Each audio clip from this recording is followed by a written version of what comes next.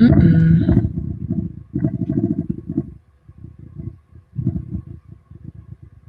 Okay, it's connected.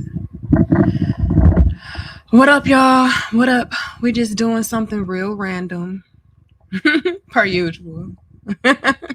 We always doing something random, but I promise you, you shall be thoroughly entertained. Okay, and maybe even inspired or triggered, depending on how you feel. I don't know how y'all feeling today.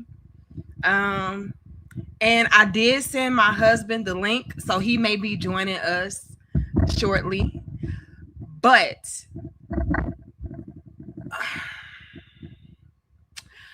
I have just been kind of bombarded, if you will, by the viral video of the new ager, is what they called her, versus the 20 Christians or whatever. And I watched the complete video of the interaction between the new age woman, which it seemed like she was more on the spiritual side of town, versus being more new age. But at any rate, I did watch the whole entire video of the interaction that she had. And if you did not watch it, I encourage you to do so. It was very, very entertaining. I felt like it was a lot to be gathered from both sides. And so I do encourage you all to go ahead and watch that if you feel like it, if you want to. But at any rate, y'all, I've been just flooded a little bit with a lot of content from different creators or different people, for that matter, that have certain religious beliefs or spiritual beliefs or no belief at all. That belief is their belief. Having no belief is a belief, believe it or not. But it made me do a lot of reflecting, and it made me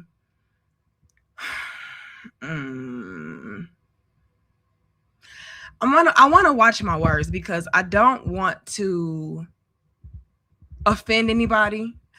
I don't want to discredit anybody per se. But I do want to be honest about my own personal thoughts, feelings, beliefs, and things that I have experienced regarding this type of commentary or this type of lifestyle, so on and so forth. Because believe it or not, you all, I started off as a Christian. And I think a lot of us start off, especially in the Black community, we start off as Christian. And growing up,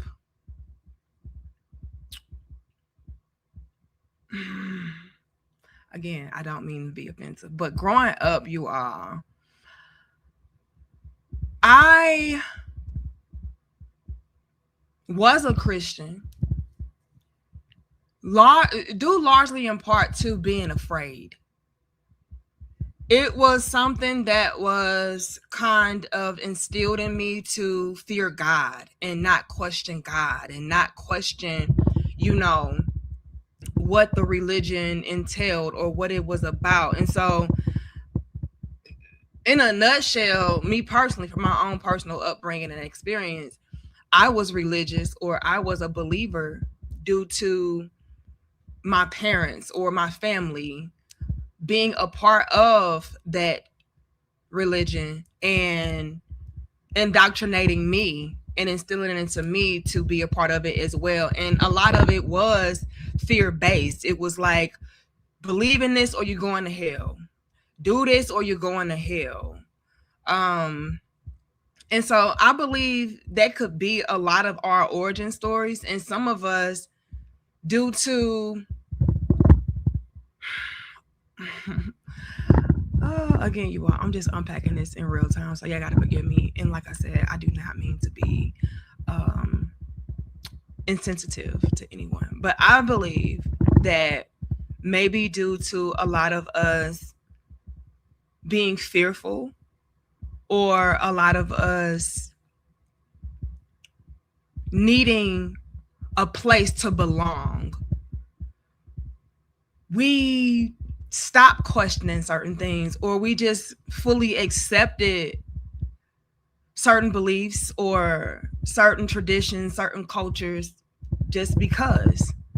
And so here you are as an adult, you're still kind of boxed in, if you will. And I don't mean to come off as me saying that because you believe in certain things that you are boxed in and you're cut off, or you're this or you're that.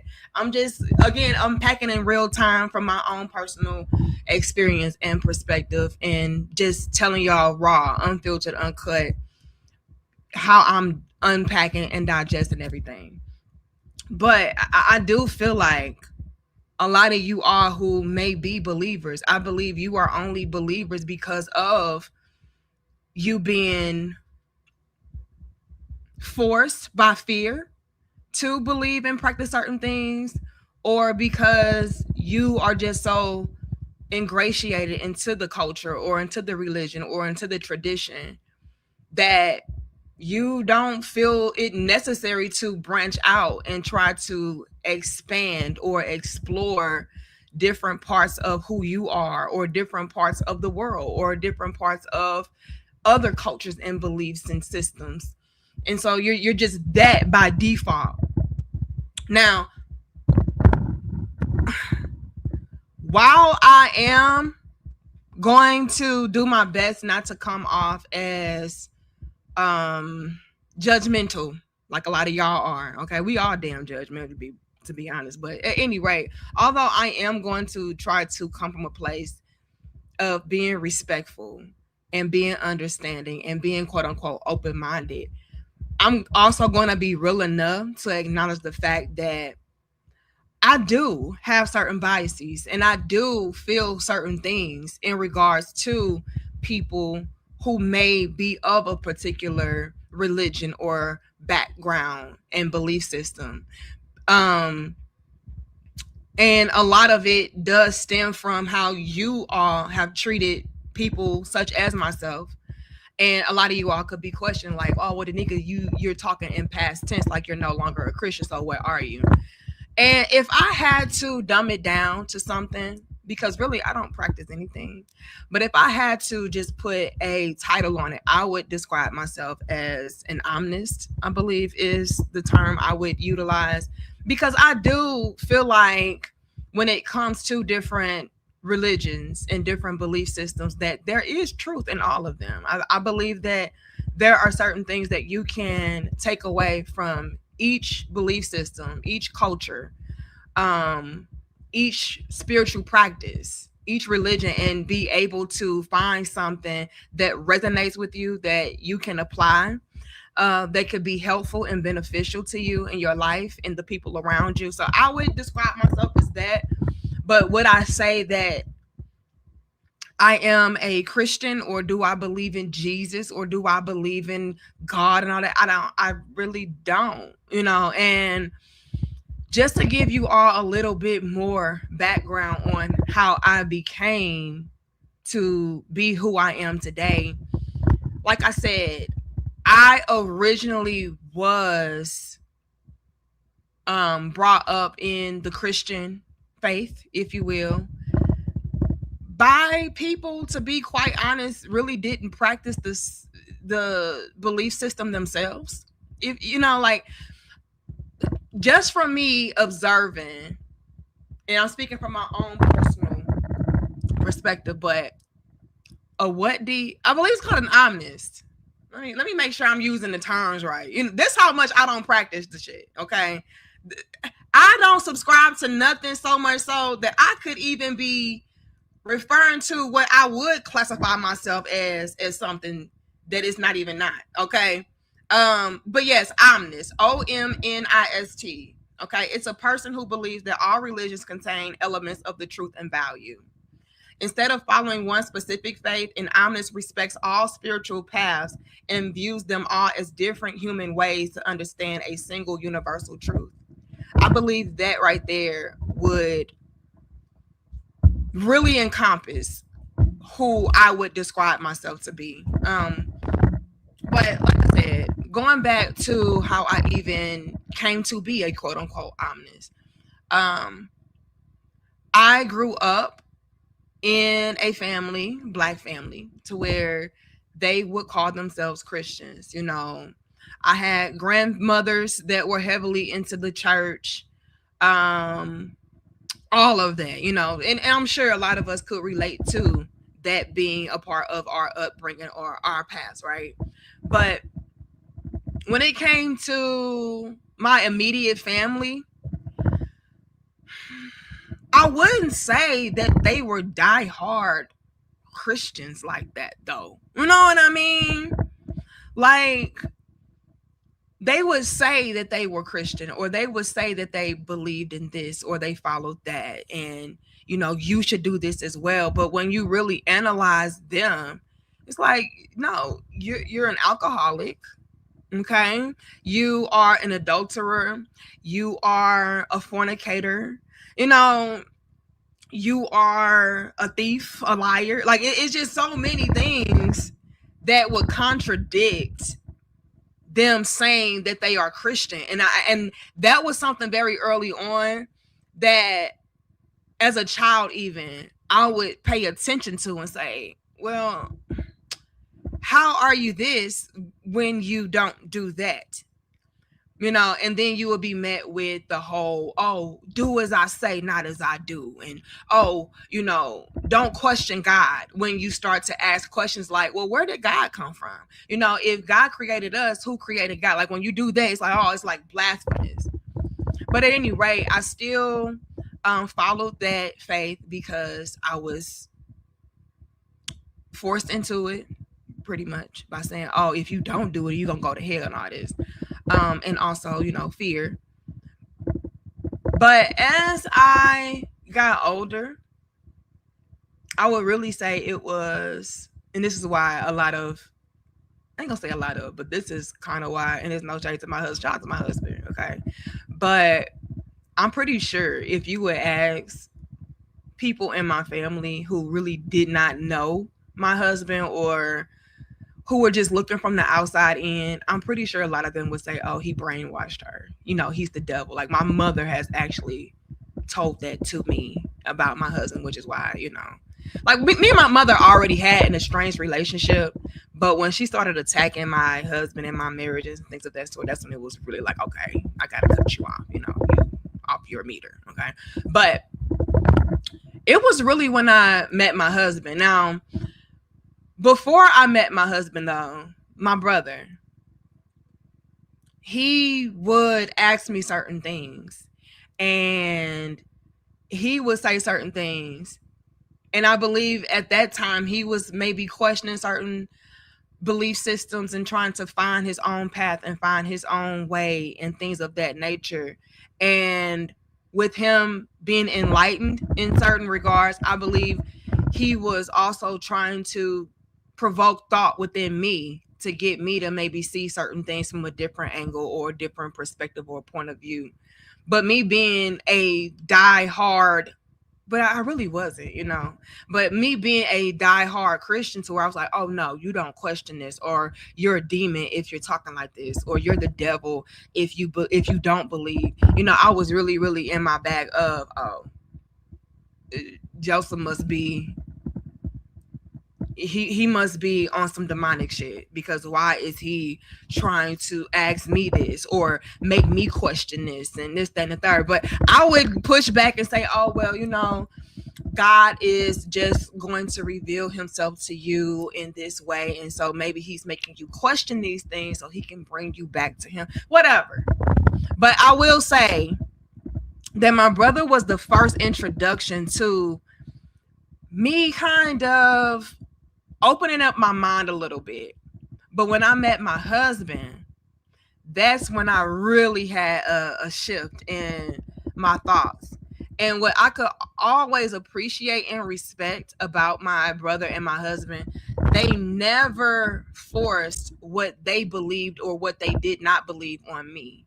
It was always an element of them just telling what they believe or what they thought or what they felt or what they studied and just kind of letting it marinate, letting it just fester a little bit to maybe provoke your own stream of consciousness, or asking questions. You know what I'm saying? And more often than not, I'm gonna be real, more often than not, it would be me asking them questions or me being curious about how they feel about certain things or how they looked at certain things. And I remember, I'll never forget it. One day, it was my brother, it was me, and it was my husband before he was my husband. And we were sitting down and we were having a conversation. And they asked me a question. They asked me, because I was, again, a diehard Christian.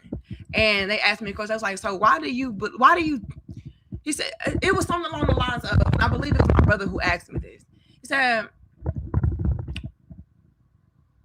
why do you believe in what you believe in?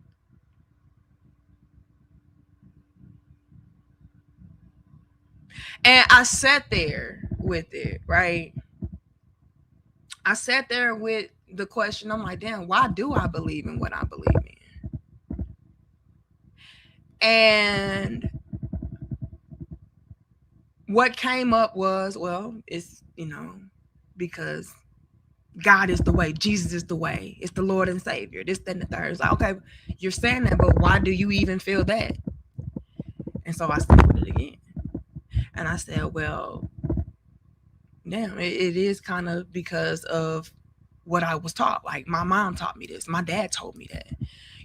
My grandma, my family. It's like, okay, so you were taught to believe in this. And it's like, yeah, I guess so. And then I went further and I went deeper, and I really had to ask myself the uncomfortable truths. And I don't remember if it was my brother or my husband who had provoked the other thought. But when they provoked the other thought, I had to admit out loud, and it was the scariest shit. I never forget it. I had to admit out loud that the only reason why I was a Christian, or the only reason why I believed so on and so forth, was because I feared that when I died, I would go to hell.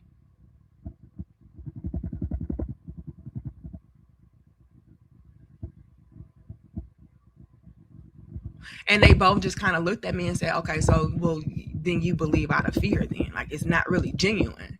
And I'm like, damn, it kind of isn't. And I remember, as like all of these different things are settling in on me, I felt so naked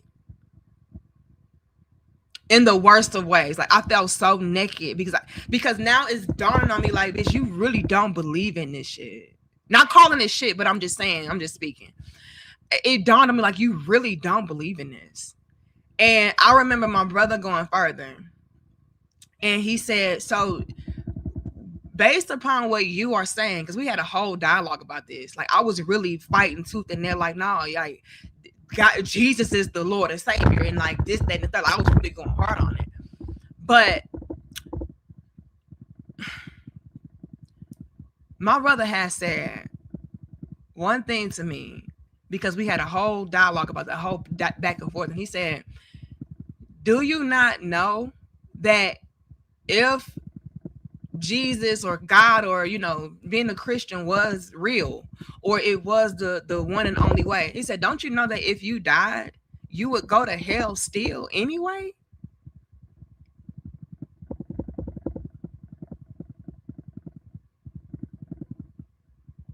And I said, what?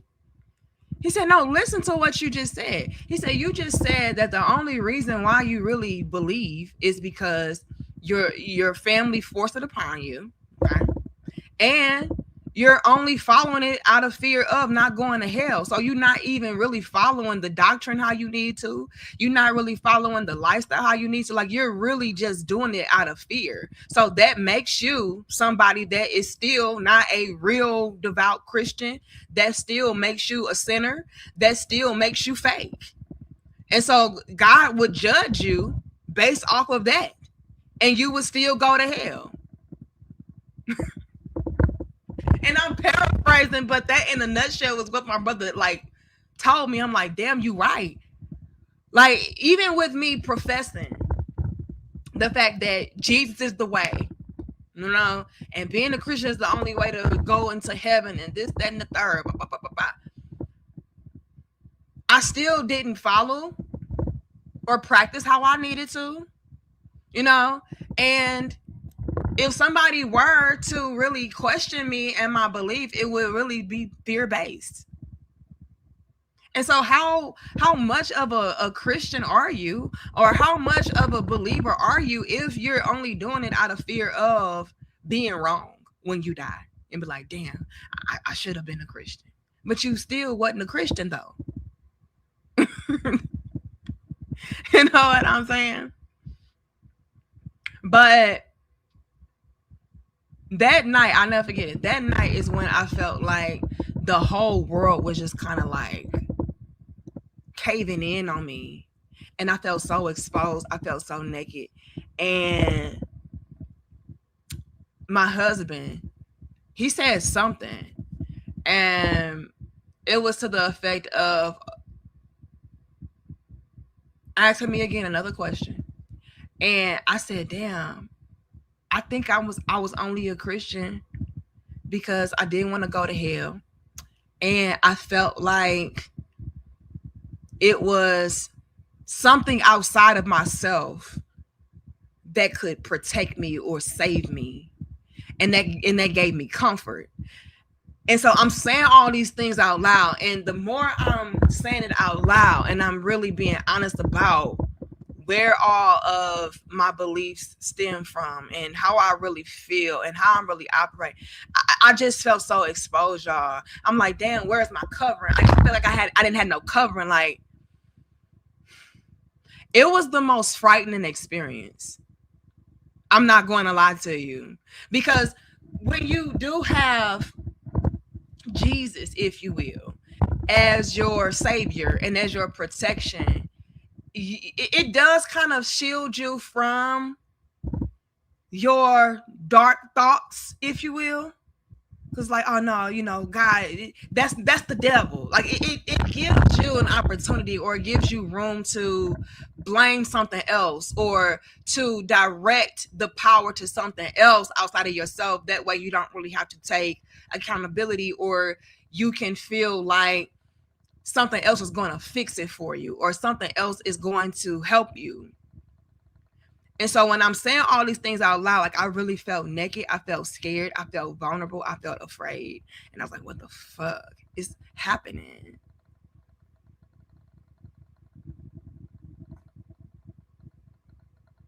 And I know I'm just kind of unpacking this in real time and may be all over the place, but I hope y'all are still able to like kind of follow and see where I'm coming from. Like, I had to be real honest with myself. And that night, like I said, it was so scary. It was like, damn, my covering is gone.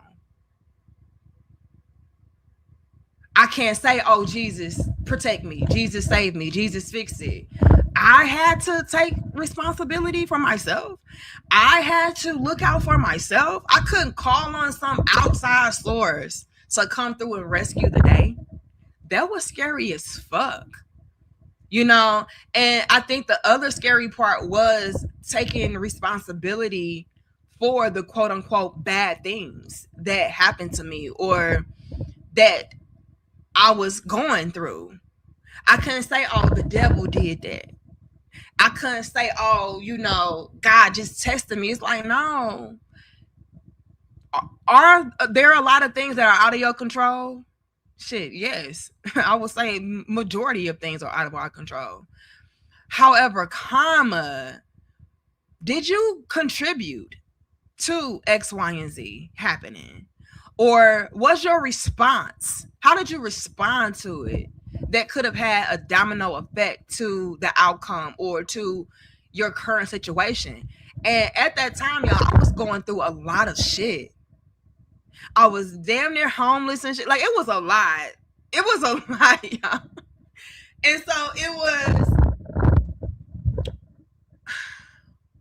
it was a very scary time for me, because I had to take responsibility and say, no, the nigga, you did that.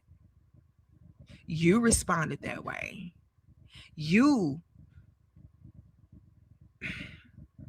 it was a lot. But at the same time, y'all, at the same time of me feeling like my whole world was kind of caving in, and I felt like my protection and my cloak was gone, it was also the most liberating shit in the world.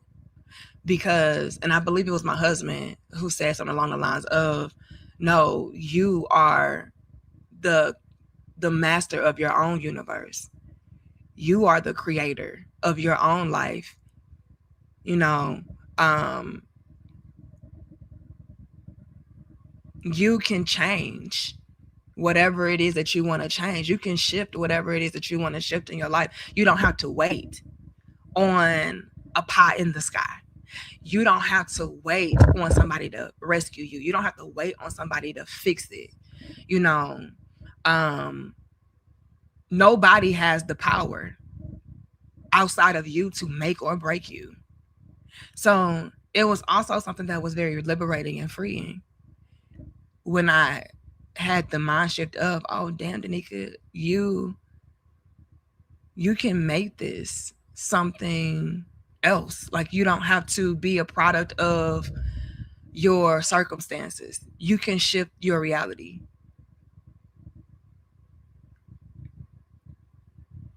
But when you talk like that, it's like, again, blasphemous. Like, because in a nutshell, you're essentially saying that you are God.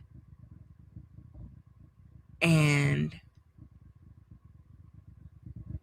I kind of sort of believe that we all are.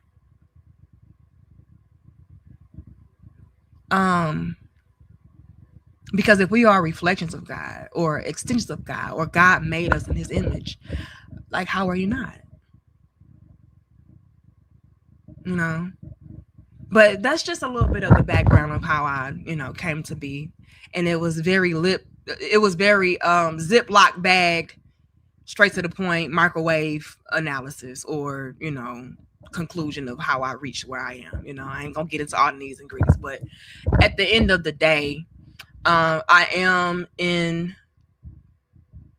this new type of lifestyle and, framework of thinking. And I don't believe in a lot of the things that maybe we were once brought up to believe or to think that is actual truth and all of that. I don't. And as quiet as kept, a lot of the people who are the believers, quote unquote, y'all are the harshest. Y'all are the most hypocritical. Y'all are the most judgmental. And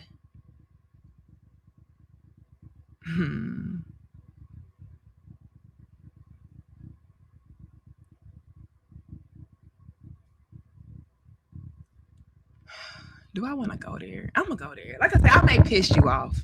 That's why I titled this what I titled it. I may piss you off.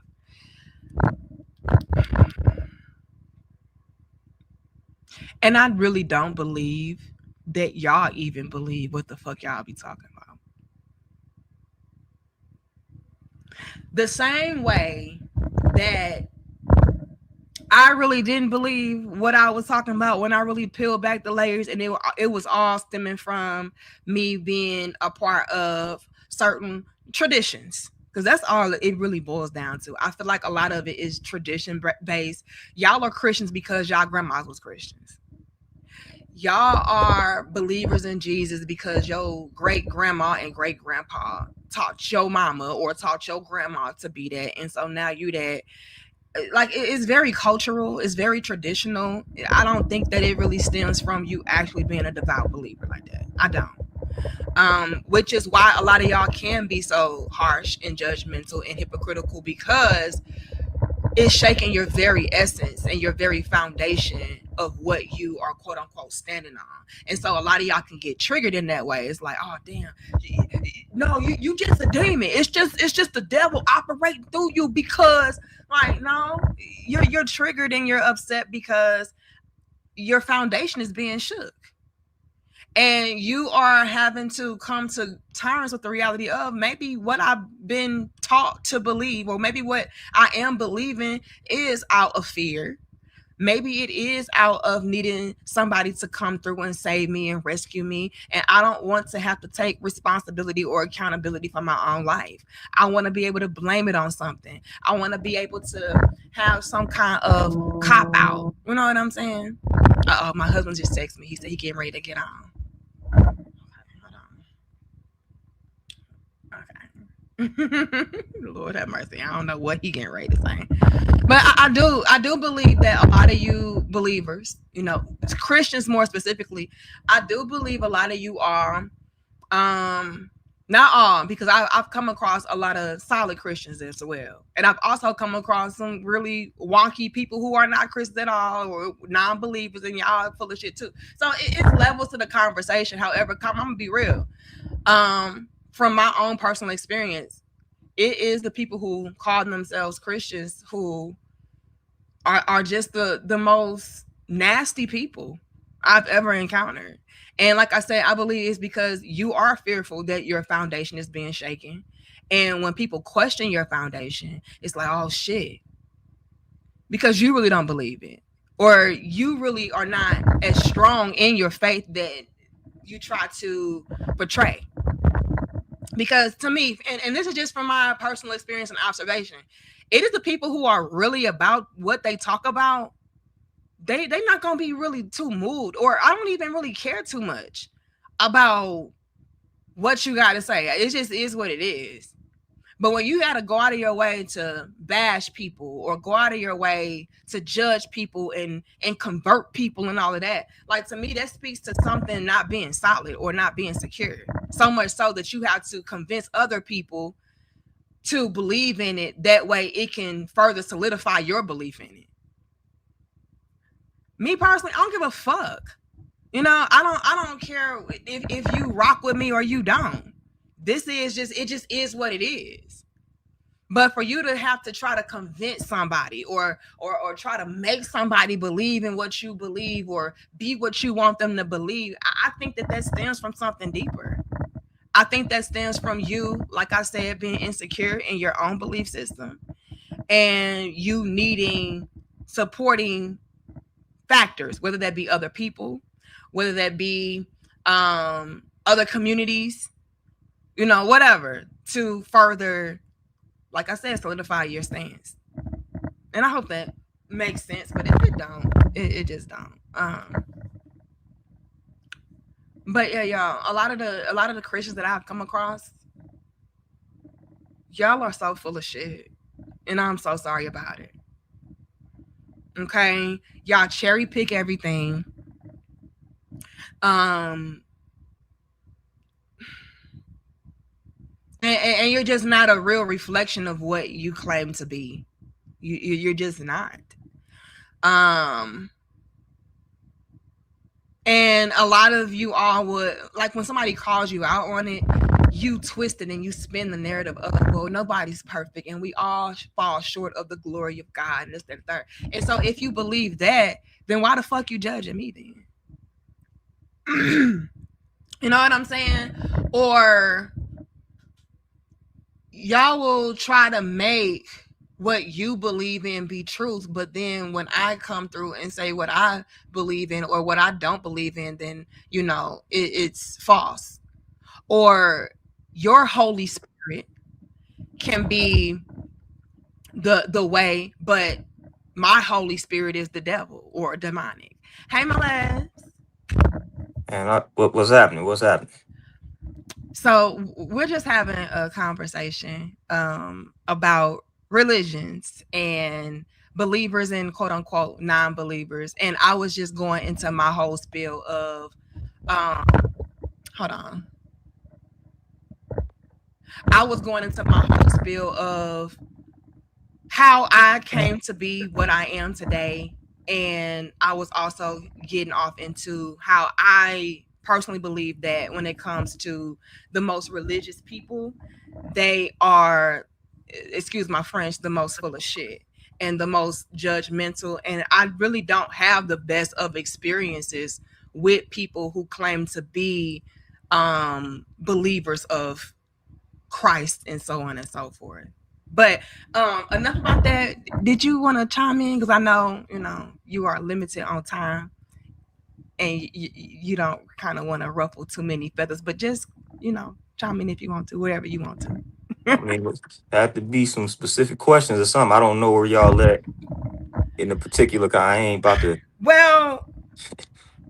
Well, okay, because I was really getting off into like my own personal perspective or personal experience. So just to broaden it up and ask you some direct questions, I'll first things first start off with, why do you believe or why do you feel that some of the most religious people can be the most critical of other people, or they have this strong desire to convert people over into what they believe in? Why do you think that is?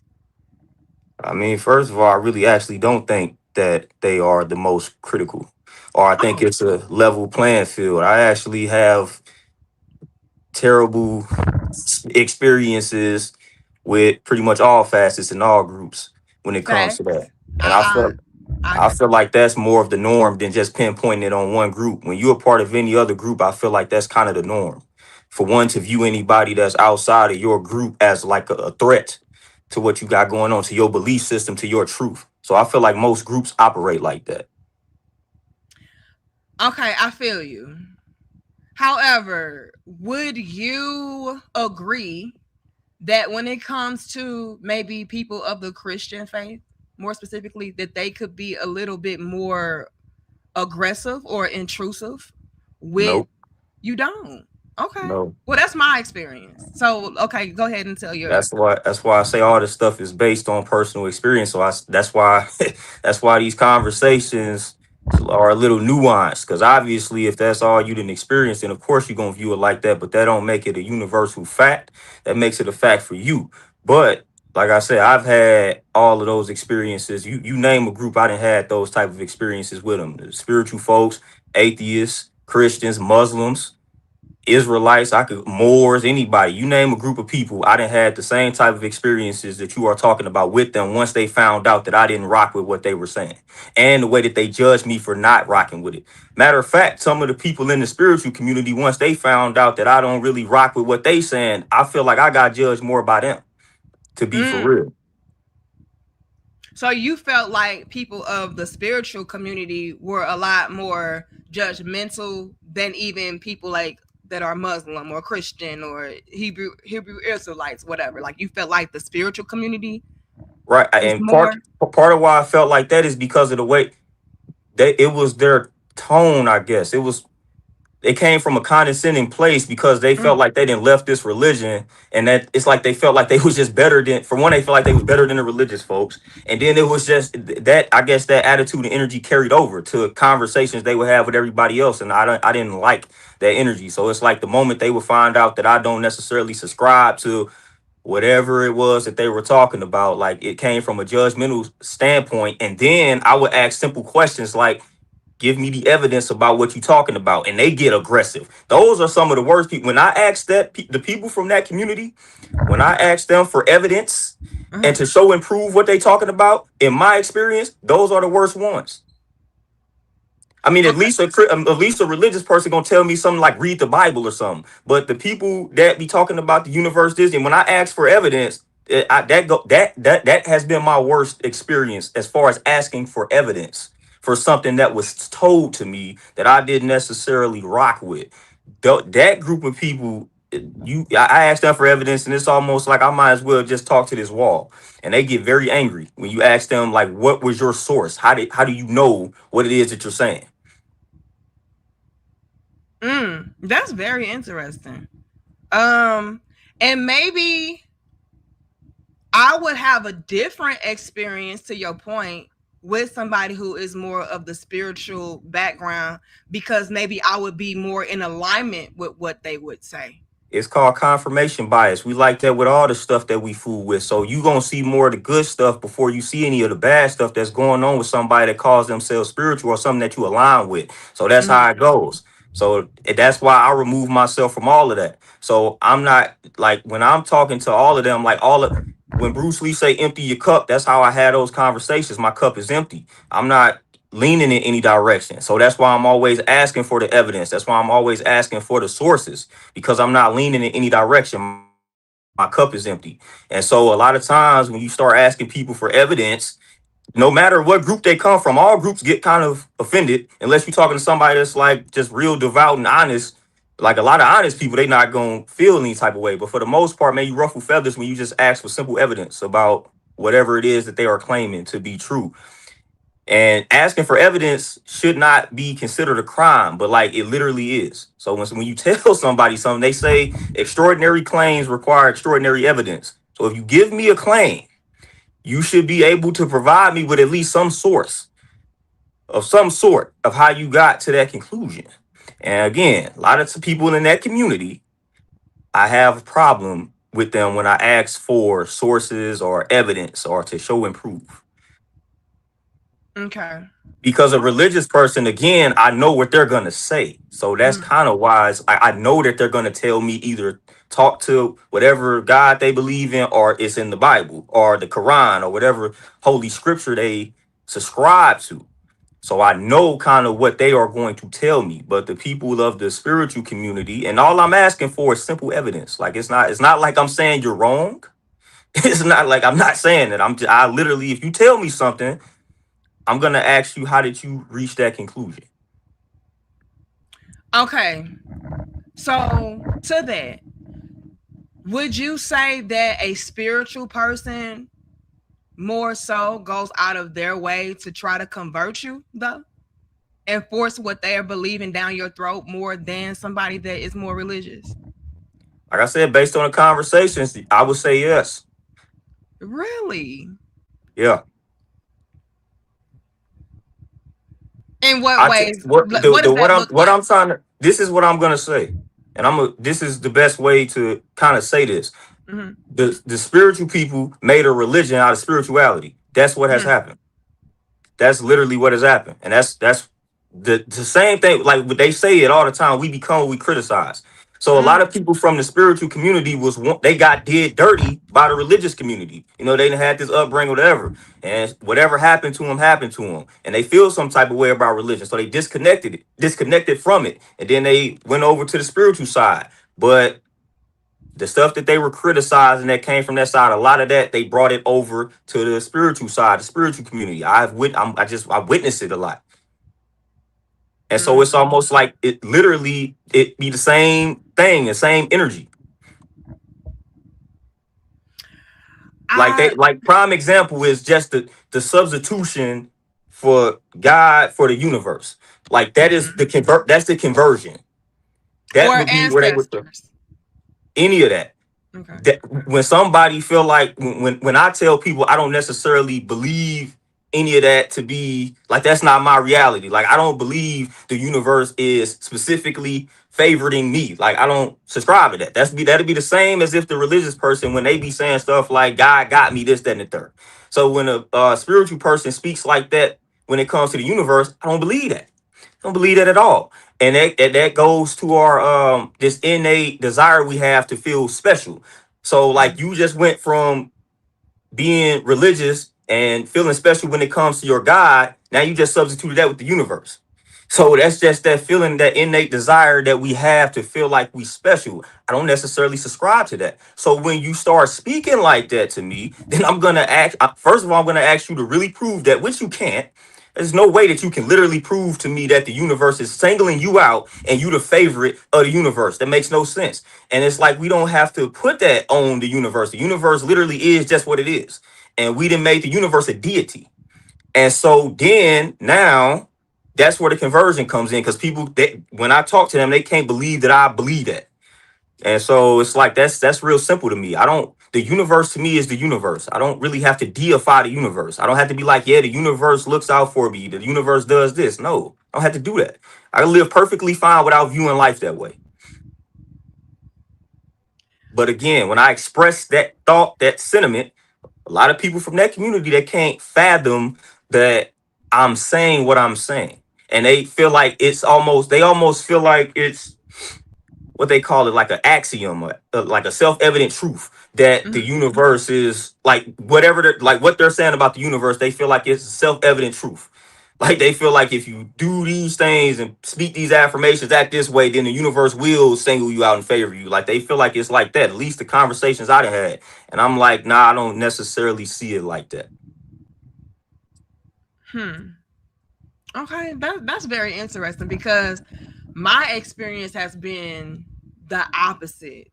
You know, I get a lot of the religious people trying to convince me that what I quote unquote subscribe to, which is like I said, like I feel like it's truth in everything. But you know, they try to convince me, like, for example, if I say it was my spirit guides or my higher self or my ancestors or the universe, you know, to your point, if I say that that's how I'm gaining my information or that's what's leading me or guiding me or helping me, they'll say, oh no, that's not what that is, those are demons. Or you know, no, you're misapplying what the Holy Spirit is doing. You're wrong, I'm right. And so that's where I feel like I can have a lot of disdain, for lack of a better word, for religious people more so than the spiritual people, because at least the spiritual people, they are, well, I don't know, I was getting ready to say they are more so lean to giving power to yourself. But like, you know, you just said, no, they're still going outside of themselves, giving power to other things. But at any rate, though, I feel like when it comes to the more religious people, they are more inclined to try to disprove you or try to prove that their way is the only way and you're wrong, you're not righteous, and they are. And that's my experience. Well, but that I mean that's simple because you already align with the other side. So you, of course, that's going to be your experience. If you did not align with this other side, I'm saying the conversation would be different.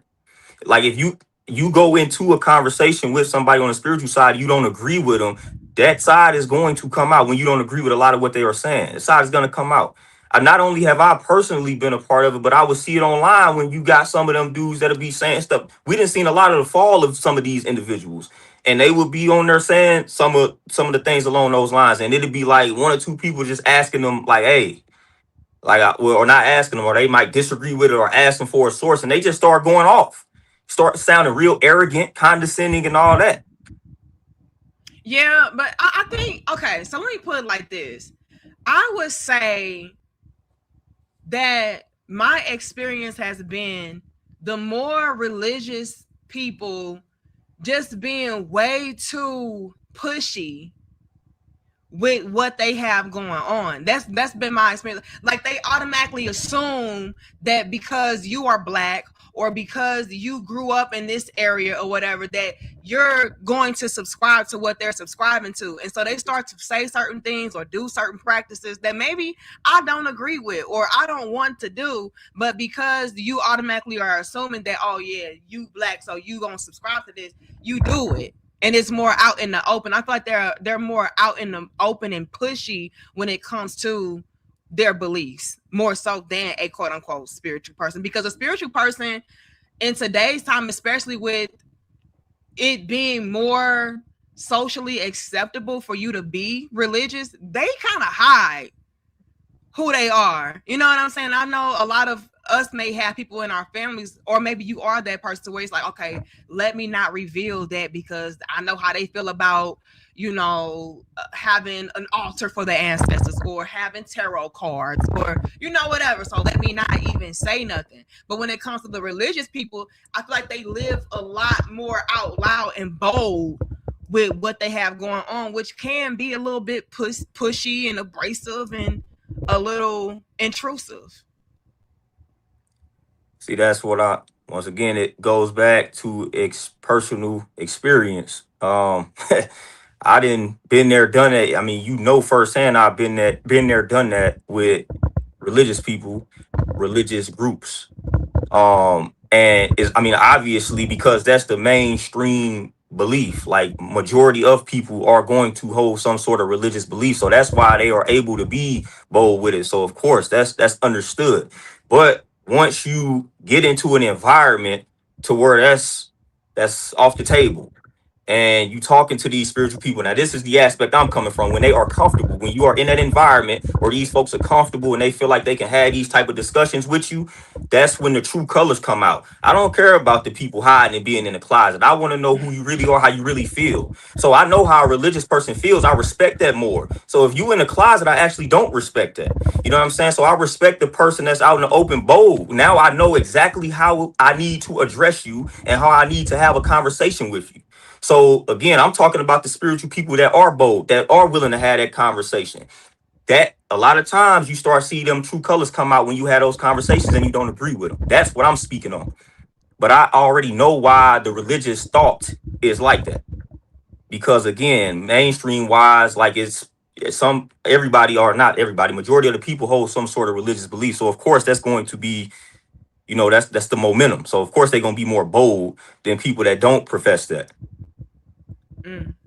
Um, Foreign Sky says, so how did human beings get here on created Earth? So I I wasn't guess he's I more wasn't of here. a I don't like answering questions like that because it's speculation and it's just belief. Whatever belief feels comfortable for you as far as that goes, then subscribe to it. But I wasn't personally here when everything was created. So I don't even waste my time on it. So there are theories out there. If you don't want to accept the theories, then that's one thing. But whatever theory you subscribe to, that's what it is. That's your reality on some quantum physics type of time. But I don't personally care. What is it going to do for me if I find out how we all got here and how we were created? What is that going to do for me? Nothing. I'm still going to be on the same path that I'm on, so it really don't concern me. But like I don't waste time with those type of questions and debates because you can that debate will never be resolved. Never. see, and that's what I'm saying. And I'm pretty sure, and it's no shade to you. Thank you for your donations and your questions. Because we like interaction. That's how we learn, evolve, and grow. But I'm pretty sure that he would maybe fall more under the religious belief system. Well, again, And like I'm I gonna said, give you they're gonna be the most cocky and bold. Like, oh, so no. how you explain it? I'm gonna stop you there though because I done had the worst conversations with people that believe in reincarnation. Like I say it'll be some simple stuff like you will see a cat or something that's just coming in your vicinity and the person to be like, well, that's one of your ancestors. Definitively. Like, don't say that definitively. Just say you believe that that's one of your ancestors. I done had that happen a lot when people of that realm would say something like that definitively. People got to be more mindful of what they say. So if it's a fly that appears on a wall on the window, and then you come out and tell me that's my ancestor. You just said that definitively, like that's an actual fact. Like I believe that.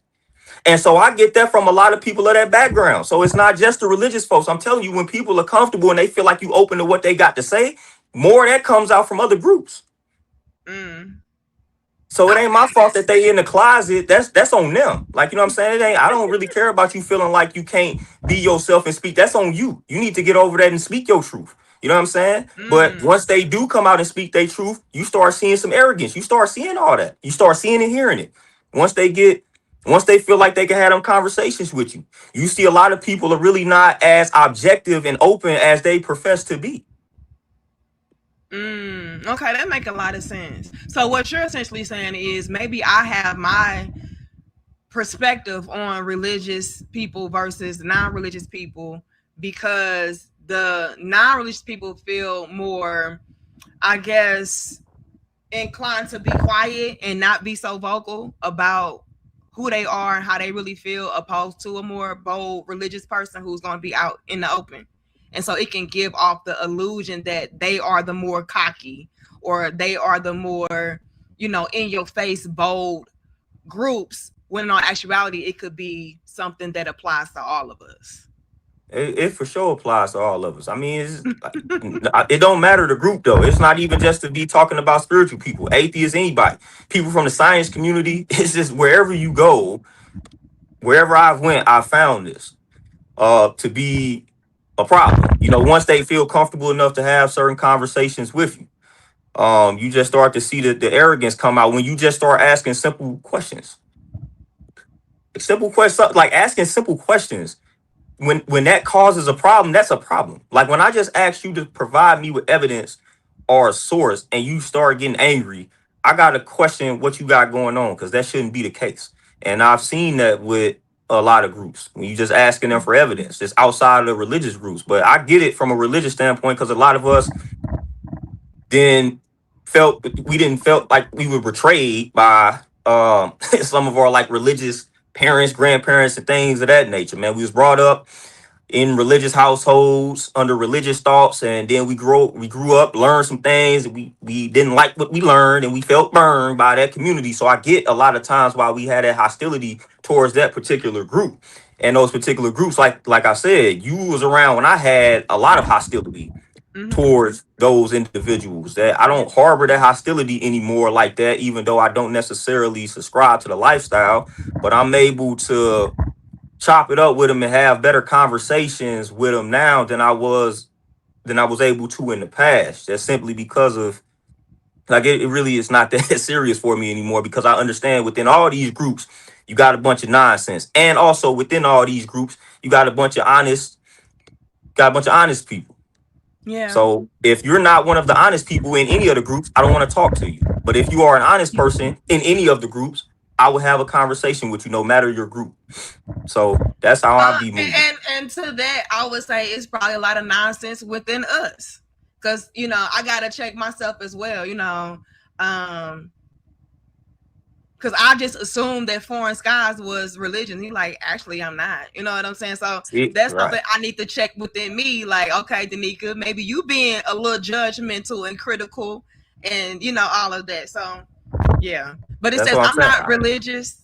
I don't have a religion. Just wonder what our Bell thoughts on how the Earth was created and how we got here.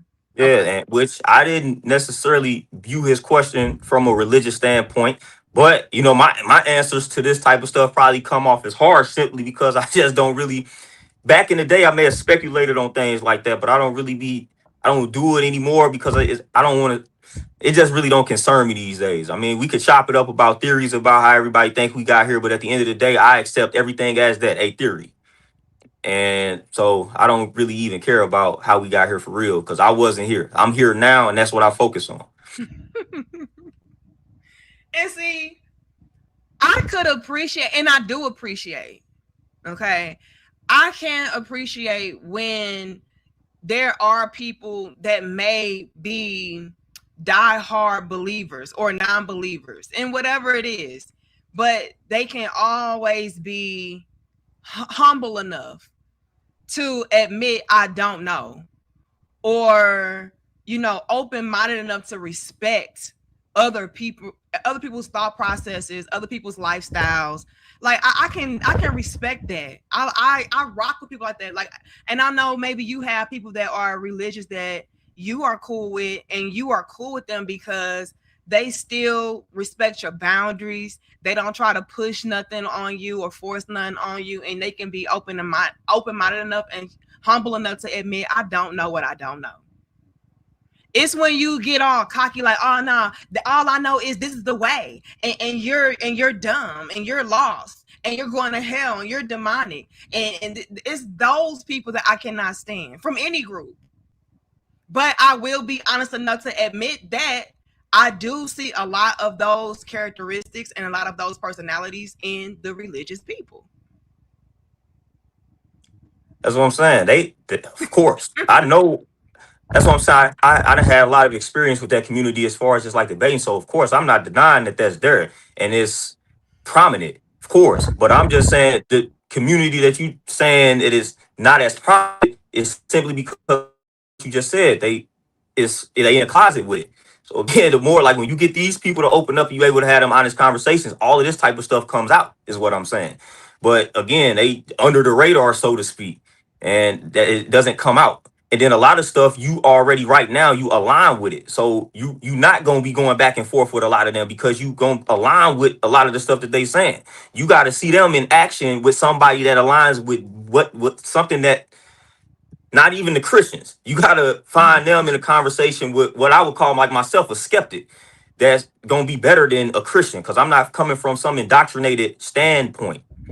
Well, I'll say this. I would lean more toward being somebody that is spiritual than religious, but I still wouldn't say that I'm a spiritualist per se. Like, to your point, like, I can't really get behind putting food on the altar for an ancestor. Like, that's just something I can't wrap my mind around. I can't get with that, or I can't get with calling on certain deities to manifest something for me. Like you say, I believe in you creating things from within yourself and using other things as a tool, but at any rate, it's a lot of things that they do in the spiritual community that I don't rock with or I don't really prescribe to like that, and I would question or side eye. Um, so it's not like I'm blindly following people based upon them being more in alignment with me. It's stuff that I still question. I'm just being honest enough to admit that in my personal experience, it's the people who would look down on people who are practicing certain things outside of the Bible or whatever that are just a lot more critical and just angry and pushy So let me with what ask they got going on. let me ask this question: how often? Because it's not about it ain't blindly following something. That ain't even that's not part of the conversation I'm having. So how often do you go out of your way to? I'm gonna just use this example. But like, how often would you go out of your way to go look up content that goes against spiritual people? I don't look up any Well, content on either side. nope. I'm just asking, how often do you consume that sort of information? I ain't just ain't about intention. I'm just saying, how often do you come across that information? How often do you, if you even saw that, how often are you clicking on that? How often are you viewing something like that? I would Versus, view it. versus the other way around. Uh, If you had two options and you saw just the 20 verse one that everybody talking about, uh-huh. if that was on the reverse, how fast would you have clicked on that versus the one that everybody is talking about? I would have clicked on it just as fast, honestly. It's out here though. What you mean? There's a lot of that type of that's out here. Like on the same, like you could them 20 versus ones on that end are it's a lot of them. Few of them. Right. And I just came across this one. Right. So that's what I'm saying. So soon So as you maybe come it's an across them, algorithm thing and not me searching for well, forget the algorithm. It's like soon as you watch that though, this is how the rabbit hole of objective studying really actually goes. Did you objectively go to the other side? Like have you went there yet? Yeah, that because right after I think they had recommended one Christian versus 20 witchers or something. I didn't watch it though, but it's entertaining and it's interesting. I may watch it later. But see, that's see you not understanding how you prove my point. Talking about I may watch it later. I didn't watch it though. You just wanted to sound pretty good with that, but it's like you not understanding But unconsciously. okay, but here's the thing though, my love. I'm not a witch. I'm not saying you missing my point. I'm saying what you alignment with something doesn't. It's like affiliation. You could be affiliated with something but not be a part of that. Like I just said, people affiliated with the culture. That don't mean they a part of it. You can align with a certain thought process but not be of that thought process. You just align with more of what they are saying and what they Okay. subscribe to. So You I'm not right. saying You that you right. are. You I didn't right. say that you have a title. I'm just saying you align more with something. Because if it was one witch versus 20 Christians, I You're probably clicking wouldn't on watch that. it. You're watching that way fast. You. My point is, you're clicking on that way faster, and you're going to be more tapped in to Okay, that versus the touche. other way around. And Touche. that's human nature. Like that's how we wired. So like we're wired to do that. And it's called the main thing is called is confirmation bias. On the religious end, the stuff that you have a problem with is called conviction bias. Like they speak with that conviction as if everything that they say that come from their doctrine, their books, is reality, is truth. That's called a conviction bias. So you don't like that from the religious standpoint, which I get that. Like I definitely understand that. I'm just saying on my end, I have gotten that from all sides almost equally. And sometimes I feel like I didn't just have worse conversations with people of the that call themselves spiritual. Because my biggest problem, I think my biggest problem there is because of just how they feel like they so much better. Oh, okay. And I don't too much like, I don't know if I like them. I don't like how they do that. I don't like how they view themselves like that sometimes when I hear them talk. And I've been there, done that. You again, you know, I've been there, done that. So it was that period where I separated from religion and I was automatically calling everybody else subscribing to these religions is dumb. I'm like, man, y'all stupid for believing these lies. So I was in that, I had that energy. And Mm. so that's another reason why I kind of see it that way, because that's exactly how I was viewing things, but that's not right and exact. Just because we have a different belief system don't necessarily mean this person is stupid. And but that's how a lot of times they come off. And I don't think a lot of them even realize that sometimes. And I'll be having to check myself with it still to this day. So I don't necessarily believe that the folks are stupid, because it's a lot of reasons for one why people gravitate towards what they gravitate towards. And a lot of it is not necessarily stupidity. So yeah, but I didn't had those experiences across the board. Just being an open-minded individual and just being able, just kind of dabbling with all different philosophies and spiritual systems. So I'm able to have certain conversations that a lot of other people wouldn't be able to have. So I've been kind of blessed in that sense to be in conversations with people from all different walks of life. And I kind of experienced a lot of that. But you know what? Like Muslims don't, some of them can be very aggressive when it comes to their doctrine. That's what I'm saying. Though that's still falling under like the No, religious. I just stated Muslims just because we always tend to focus on Christians, and I just don't have I to feel you. include other religions in that aspect, because I don't never want to make it look like I'm just saying Christians and this and that. The But people that I'm gonna be subscribe real to though, my other, love. A lot of what I encounter does come from Christians, no, and I maybe I got right, a little bit of a chip on my shoulder because no, the I Christians be get coming at me sideways, right, real bad. I get what you saying. I'm just speaking from on my end. Like I'm talking about other groups on my end. Like I get that. But yeah, I'm just talking about other groups. Obviously, we're not in a predominantly Muslim country, so we're not gonna come Yeah. across Muslims more than we come across Christians, Baptists, Lutherans, all that. You know, I didn't went to the Lutheran schools and the Catholic schools, so I didn't dealt with all that. But I'm just saying, people from other walks of life, like it be getting a little rough as Yeah, far as the aggression. I don't like the condemning of it all, or you feeling like you better than me, like you talking about. I don't like the condescending nature of a lot of the religious people, more specifically the Christians. And it's no shade to the Christians, but I'm gonna be honest about my experience. It's like, oh yeah, you need to be saved. It's you need to be saved. The hell? But I will say though, my love, like what would you say about me maybe being more prone to click on something along the lines of um one scientist versus 20 spiritualists, or the vice versa in reverse? You know what I mean? Like I would click on that more than I would click on content talking about a religious person going tit Right, for because tat. your beef is with Christianity. Like you don't even have a necessarily religious beef. Your beef is literally Christianity. Every time you speak on it, you keep saying Christianity. So your beef is not even with religion. Your beef literally is with Christianity. So you would have to explore your, like, what didn't happen with you and Christianity in particular, because you're literally not mentioning any other religion. You literally saying Christianity. Because those are the ones who always Right. coming at me No, right. crazy. I'm not right. Not, I'm not making that point for you to explain it. I'm just saying you don't have a beef with religious people per se. Your Mm, Christianity is your problem. Like your mm. problem is Christianity, because that's what you keep saying. So you don't even have to use the religion umbrella. You actually have a problem with Christianity, because that's literally what you keep saying. So that's more so your problem. Somebody comes out and says they're a Christian, like you're gonna automatic internally you're Mm, gonna feel something. I am. And a person might say that they Protestant, and you might, first of all, you might not, you might be like, what? But you might, it ain't gonna hit you the same way as somebody saying No, a it's Christian. not. It's not.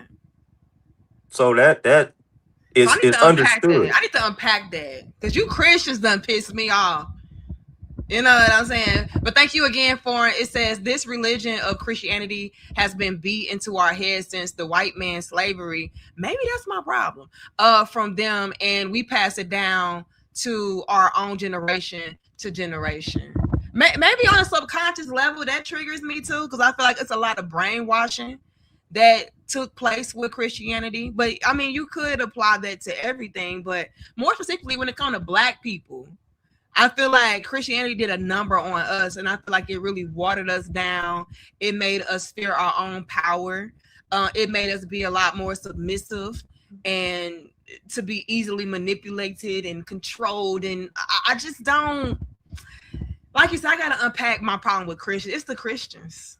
It Yeah, is. I mean, people don't be realizing a lot of Christianity history though. Like the first Christian church was in Ethiopia, things like that. So it comes from us. That's why the stuff was just corrupted. So when you really start tracing that Mm. stuff down, you understand ain't nothing new under the sun. You understand the corruption aspect of it. But I feel a similar way about like Islam and stuff like that, just being instilled on us. I mean, if you attach the when it comes to religion in general, there's going to be some indoctrination going on, and that I don't like any of that because again, I'm a skeptic and then I ask questions and things along those lines. So no matter the religion to me, like you got a problem with Christianity, I just have a problem with any of that. Like if you tell me to believe something without being free to ask questions, I have a problem. And for a lot of religions, that is the case. Now, that's not the case for all people in the religions, but for the most part, man, if you instilling something in the mind of a person and it's connected to a religion, a lot of times they don't allow you to ask certain questions or they shun you for asking these questions. And that's my particular beef. Okay, let me ask you this. Okay, I hear you out. You said a lot of the religions, they want you to just again follow blindly, don't ask no questions. But would you say that Christianity in particularly is the main one who kind of forces that? Because even when it comes to like Buddhism and stuff like that even is still going back to self, if I'm correct. Well, so partially, it just depends on what. It's a lot of sex of everything. See, humans that messed up stuff. Buddhism, just like Christian, just like the story of Jesus, like stuff wasn't supposed to be a religion wasn't supposed to be made after the person, but we did that. And a lot of times, you can find certain aspects of Buddhism where they are worshiping something outside of themselves.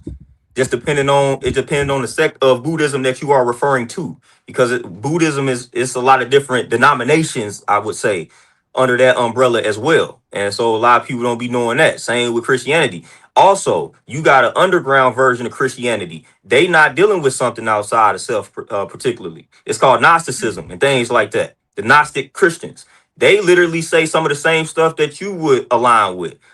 But it's again, as you would say with the spiritual folks, it's more underground. So there is an aspect of Christianity that doesn't necessarily talk the same way that mainstream Christianity talks. And even within the Bible, you know, the way of life I come from, we actually use the Bible a lot of times to show and prove what we talking about. So some of the statements that we utilize to show and prove that the power is within us is right there in the Bible.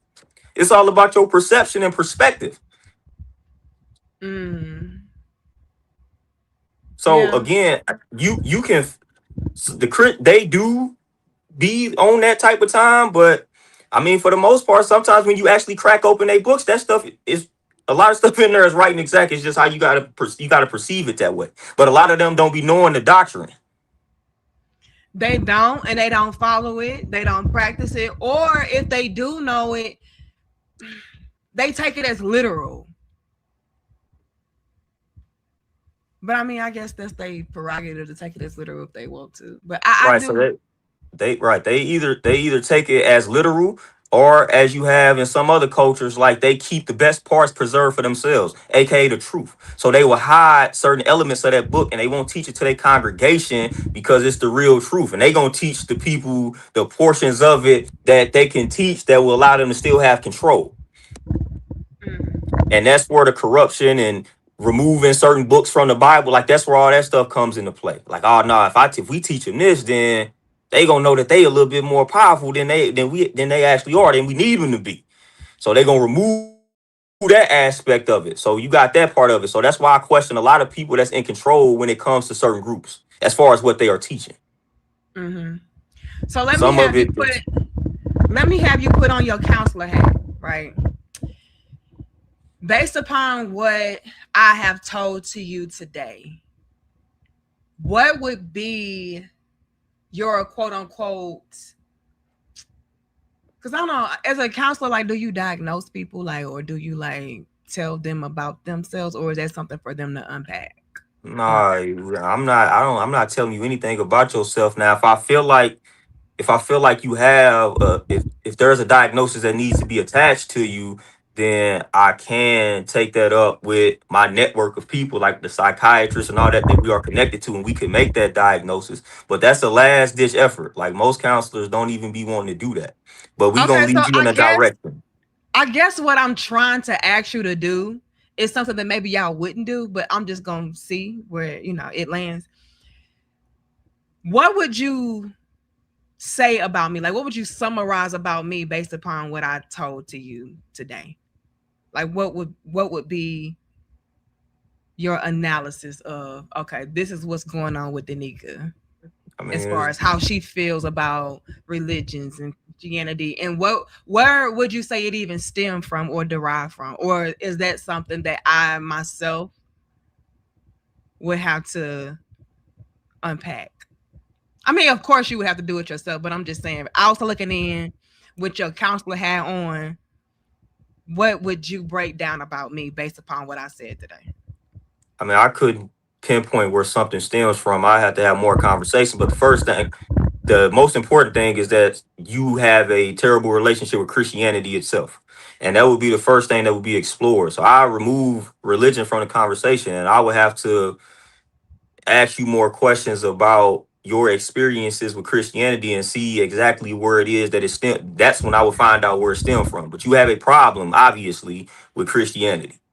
That is like the analysis for the most part. Like you have an extreme dislike towards Christianity and the people in the religion.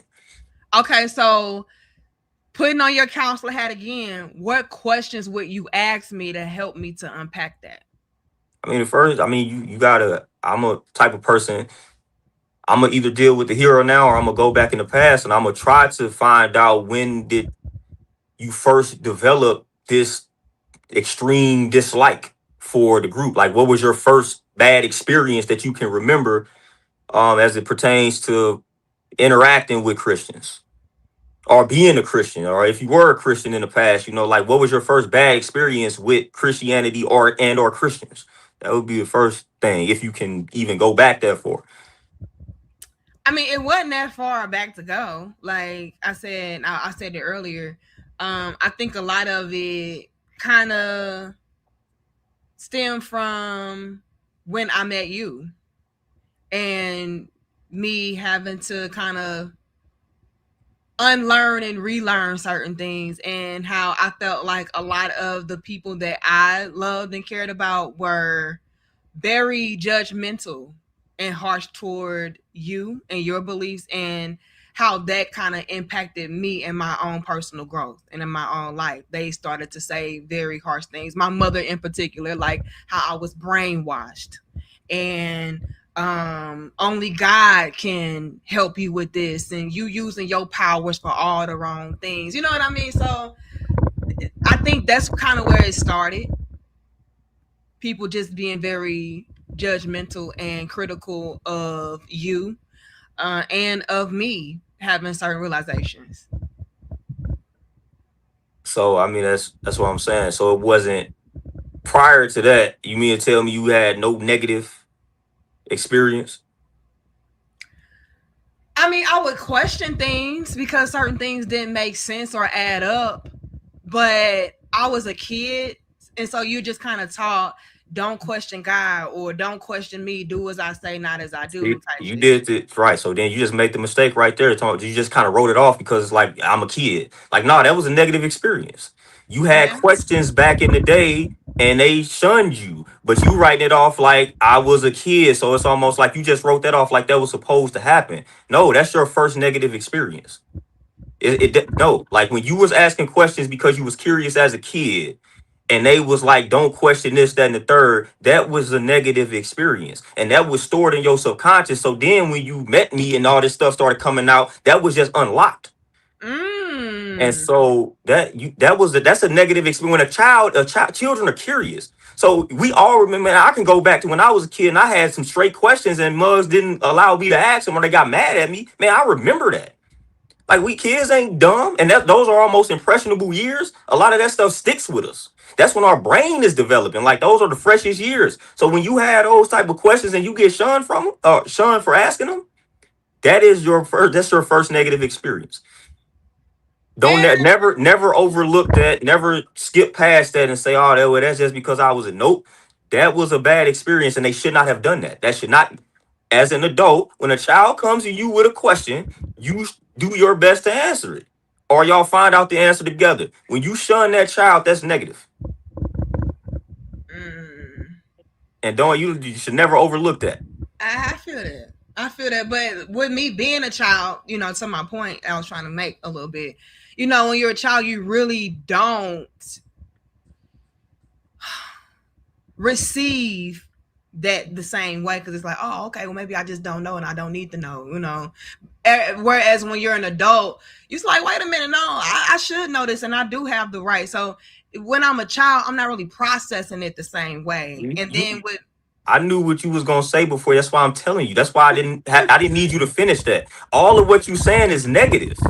yeah. That's what I'm trying to tell you. You should not be as a child like maybe I don't know that's making you feel some type of way. It don't matter that you a child. Like when you ask that question, that's why I tell adults you got to be real mindful of what you do as do to the kids. I'm Mm-hmm. telling you, when you going in your mind saying, "Well, dag, I just asked, maybe I don't know what I'm talking about." Maybe you do though. So they already planting this seed that maybe you don't know what you're talking about. Maybe it's not your place. Like they don't understand what that's actually doing to a developing mind.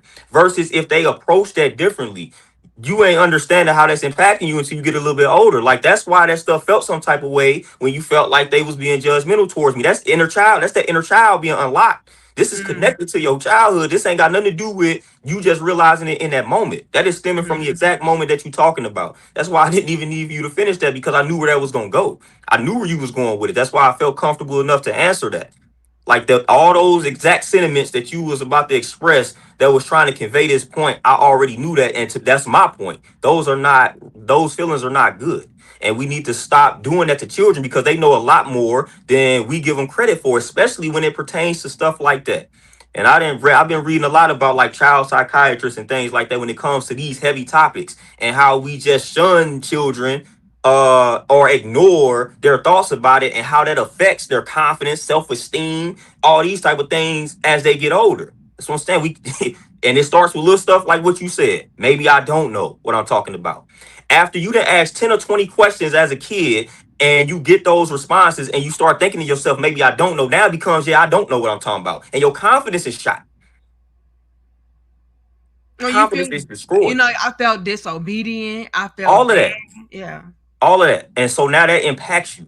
And so that's what I'm saying. So you might look back on it as an adult and try to write it off like, yeah, I was in my mind as a kid, I wasn't processing it that way. It don't matter. Don't matter how it was being processed when you was 5 or 6. It was being processed in a way to where you was like, well, dag, man, I just asked a question. Mm-hmm. Like, why these people that I'm trusting, why are they talking to me like that? I'm just asking a question. Mm-hmm. That is, again, when I talked about the trauma effect and it being universal, when you view it as something traumatic, man, it gets received in the body the same way. That's a traumatic experience for you, man, because you was just asking a question. Man, we done all been kids, man. You literally asking a harmless question that you think is harmless. Like, Mm-hmm. boom, I'm just being a kid, I'm asking a question. And you get those responses and you literally feel some type of way as a 6-year-old. It ain't no 6-year-old that asked the honest question out here that got shunned and it didn't just kind of hit them internally like that. Yeah.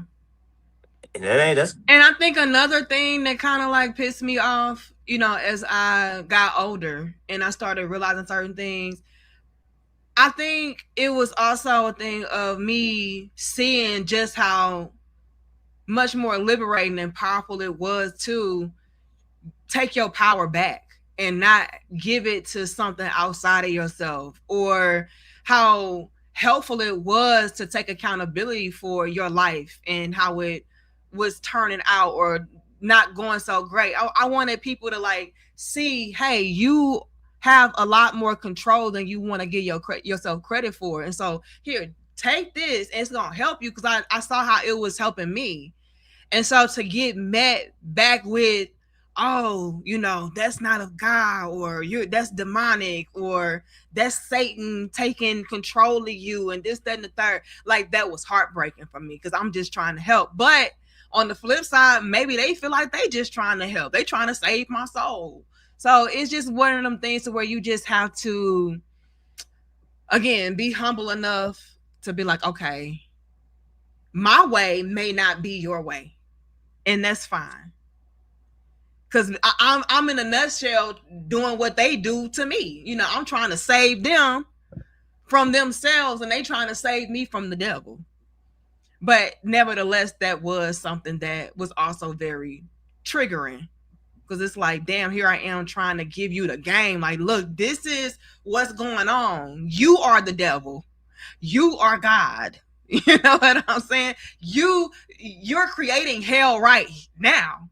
You can live in heaven right now. You just have to do X, Y, and Z, 1, 2, and 3. And so to get met with, oh no, y'all are demons. Yeah, that kind of hurt. And I've been met with a lot of that same type of energy from Christians, to be honest. Thank you, Docs. It says Christianity tells you to believe like a child or not to learn on your own understanding, aka stop using your mind or don't question things. A red flag. And that's exactly my experience. But like my husband is saying, that could be applied to a lot of different, belief systems and lifestyles. But I'm gonna be real with you though, Docs. A lot of my um triggeredness does come from the Christians. Terenzo says, in the last days, fights will be with sticks and stones, and a metaphor of speaking with a talking stick equals sword. Of truth and using the philosopher's stone one's mind. Thank you so much. All right. My love, I'm not taking too much of your time. You got shit to do, don't you? I'm just talking. Because there's a lot more I could get into, but I ain't going to keep you all day because I know you got stuff to do. Yeah, I probably got like a few more minutes. Okay. So, what do you believe every walk of life should do to kind of be more, how can I structure this? What should every walk of life do in order to be more understanding and more receptive to the fact that, hey, everybody's not going to rock with what you rock with, or everybody's not going to agree with what you agree with, so on and so forth. So how can we live in unison and peace while still believing in what we believe in and allowing other people to believe in what they believe in? Like, I what's don't I don't practical believe thing? in I don't believe in unison and peace amongst a large group of people. I just don't believe unison and peace is something internal and it's on an So, individual basis. I don't believe in that. But to answer that question in a nutshell, just be true to your doctrine. If you study all of these doctrines, man, they tell you to be Christ-like. They tell you to love thy neighbor. They tell you not to judge. Like they tell you this. It's in their doctrines. Most of the doctrines tell you how to live. People just don't read it. So it's telling you not to judge folks and it's telling you to let them have their beliefs. Like it's literally in the doctrines to do exactly what it was that you just said. So this is literally in all of their doctrines. So they shouldn't be living the way that they're living anyway, because that is not Christ-like, so to speak. ooh, He was out there with the poor people. If we talking about the story of Jesus, man, he was out there with the poor people chopping it up. He wasn't judging them. He was ooh. out there with the poor people, free, what we call freedom, justice, and equality. He was just teaching them. He was out there chopping it up with the poor folks, teaching them. It wasn't no judgment going on, man. He's just teaching them. So again, man, just stay true to yourself. If you are a Christian, be the best Christian that you could be. If you Mm-hmm. are a Muslim, be the best Muslim that you can be. Immerse yourself in the doctrine. Do what the doctrine is telling you. The problem lies in us not following these things, but yet claiming to be that. That's the problem. Mm. I respect a Muslim that is a Muslim. Like you live and die by this Quran. I respect the Christian that lives and die by the Bible. I respect you if you are devout and devoted to your belief system. The problem we have the problem with the folks that contradict themselves. Just stay Mm. true, stay in your lane, stay in your just be that. You don't have to. bother me while being the best Christian that you want to be. You don't have to bother me being the best atheist that you want to be. You don't have to bother me. You don't have to include me in any of your conversations. Now, if you're willing to have a healthy conversation and dialogue, that's one thing. That's cool. But you don't have to go out of your way to kind of shoot me down because you don't agree with how I'm living. So just be the best person that you can be. That's it. Within every belief system, that'll solve a lot of problems. Just stay true to your doctrine because your doctrine literally gives you the recipe and the formula. Like, you can't find me a doctrine out here that don't got a formula for how people should be living. And a lot of it is actually right and exact. People just don't do it. They make excuses. I'm gonna But ask for forgiveness and stuff like that. Like, nah, man, just live according to your doctrine. Be but disciplined. what if, according to their doctrine, the way that they're interpreting it is, I have to save you, I have to convert you. So if that I, means me having to talk badly about what you're doing to get you to convert over and change, maybe I am following. I can promise you that that's not. I'm gonna just focus on Christians because that's what you're talking about. I can promise you that that's not Christ-like. I didn't been in. You gotta understand my studying and my history with that religion. I can promise you that that's not how I go. I didn't met honest people of that faith.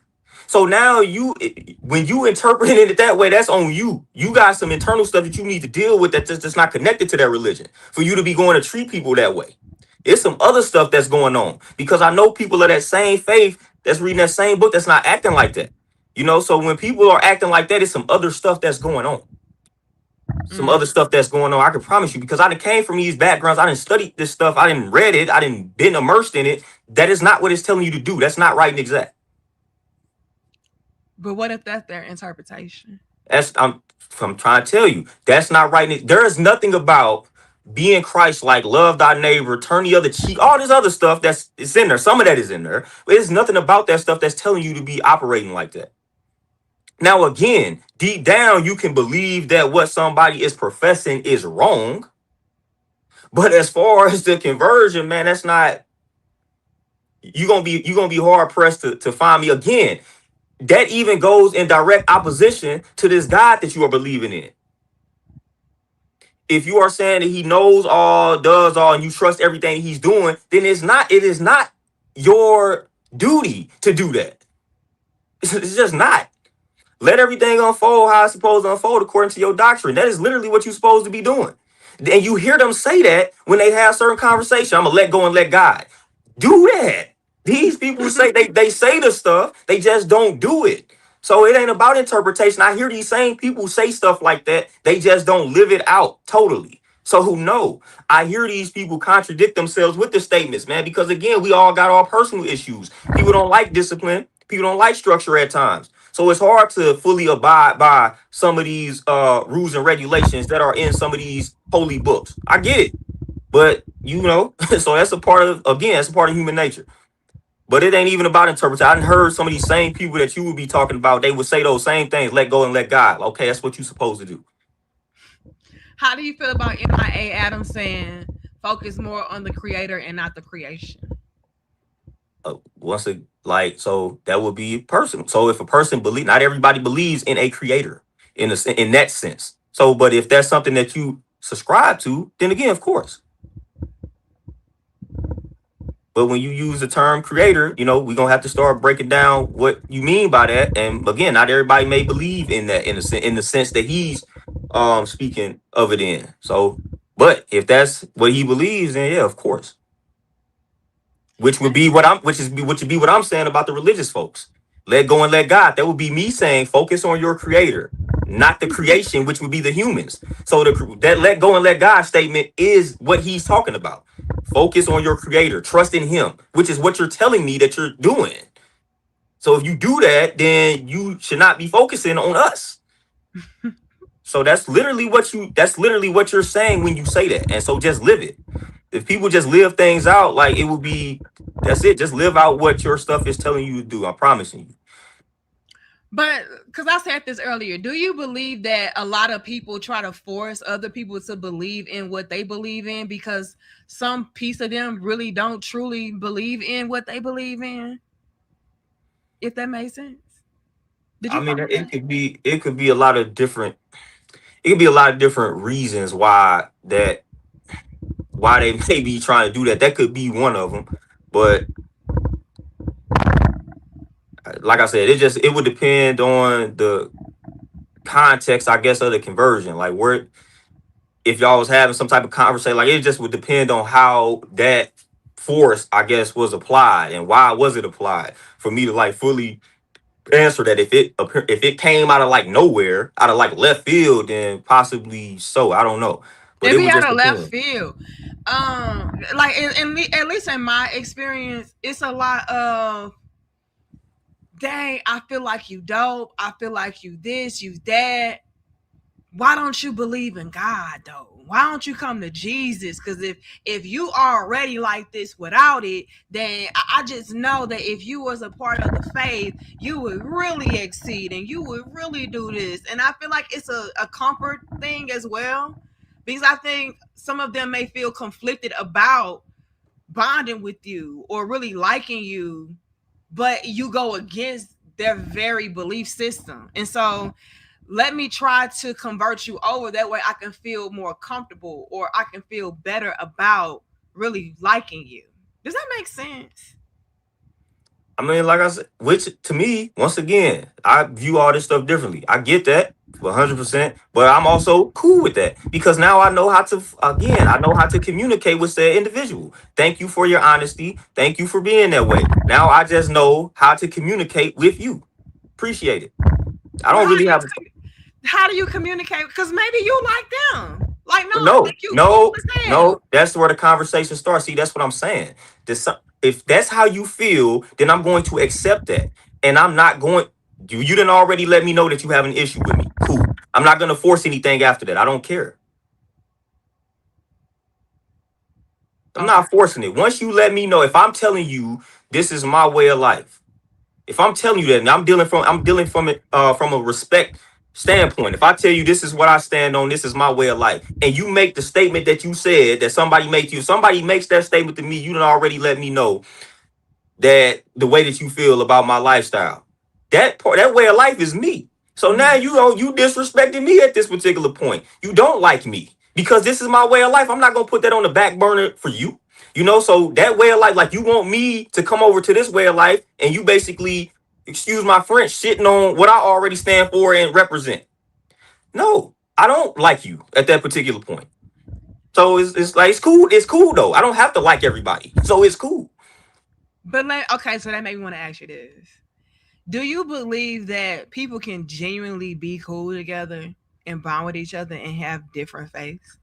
Yes. You do? Because you don't have to be that person. There are plenty of people that are Christians that are not like this individual that you're talking about. They don't. Not everybody is like that. What are they? Yes, just like it's plenty of spiritual people that not gonna necessarily be the way that I'm talking about. You know what I'm saying? So again, you focusing on that end of it. When I said it's plenty of people on the spiritual side that will do that same thing to a religious person, but not all of them people are like that though. I don't know, my love. And again, like my husband just told y'all, maybe I just got a problem with the Christians. I'm gonna work on it, y'all. Okay, because I do like some of y'all. I do really rock with a lot of y'all Christians, but too many of y'all have crossed me. But let me say this: I kind of sort of feel like maybe it's a lot, okay? Because you the counselor, so you know how to peep game on me. Maybe you know, like, nah, bitch, you got a problem. It's just a big piece of me who feels like you cannot entirely like me when you feel like I'm finna go to hell. Like your whole belief system is if you don't receive Jesus as the one and only savior, because he is the way, he is the light, he is this, you cannot fully rock with me like that. You couldn't fully like me like that because I'm already going against what you believe Or maybe and they what you like would you live enough to and feel die by. like you, or maybe they like you enough to feel like you worth saving. So you can view that. You can view that in a different light. You just choosing to view it because you dislike these people. But see, that's offensive to me though. I'm saying it's another light. You just don't want to see it in that light. Maybe they care enough about you to say, man, according to my faith, we're not gonna reach out to everybody. They not reaching out to everybody like that. They may view you in such a special light that they feel like, man, she could be saved. Now that could be offensive to you, but I'm saying there's That another way to is. view that. There is a lot of different ways to view that. You can settle on the best part, or you can settle on the worst part. But again, Again, a lot of spiritual people think religious people are straight stupid. So can you respect a person like that? Then if everything I think that you Mm, subscribing to that you're this dumb, how am I respecting you? that's true. And that's literally, I hear that a lot. Oh, these religious people dumb, they stupid, they this. It's like, well, I don't respect that said individual. Forget the hell thing. I literally think what you're subscribing to in your whole way of life is stupid. Okay. Well, in my opinion, I do feel like in some regards that is stupid. So again, so do you really, you ain't respecting that individual? That's their whole entire life. His whole entire life is Damn. the church, and you calling that man, you basically calling that man stupid. I'm calling out a portion So of that's what what they're so that's what they're doing. They're calling out a portion. That's the portion that you just don't believe in their higher power. That's not the entire you. Okay, I see what you're saying. So you Like y'all I said, both calling what out did you say portions. earlier, my love? We become what we hate. We start practicing what we. So I mean, I'm guilty. I'm guilty, but at least I'm real enough to acknowledge it. These Christians be like, that ain't what I'm doing. No, I'm gonna be real. Yeah, You I do that. you Okay. pinpoint you singling them out again. But it could apply to different walks of life. I'm just again, the Christians really did a number on me. Like y'all did me real dirty. Real dirty. But see, there go the but yeah, we didn't all It says none of those people coming against you have a heaven or hell to put you in, and Jesus never forced anyone to believe or follow him. We were all given the will to choose. And I'm gonna, am I a Adam? Are you a Christian?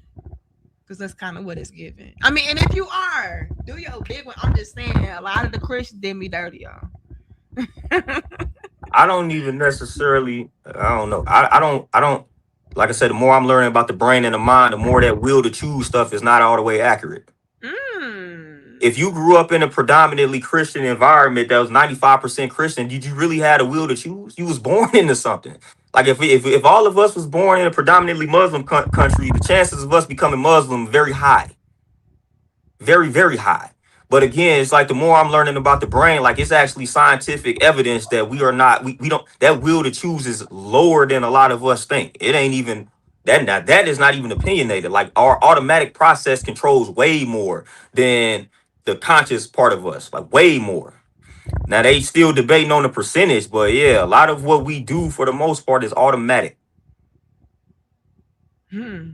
And that ain't even like that's you are you ain't even arguing with me at the point you arguing with the most recent research. So the will to choose, as far as the I guess percentage that people think that we have to choose, that is very low. But see, that goes back to my earlier point.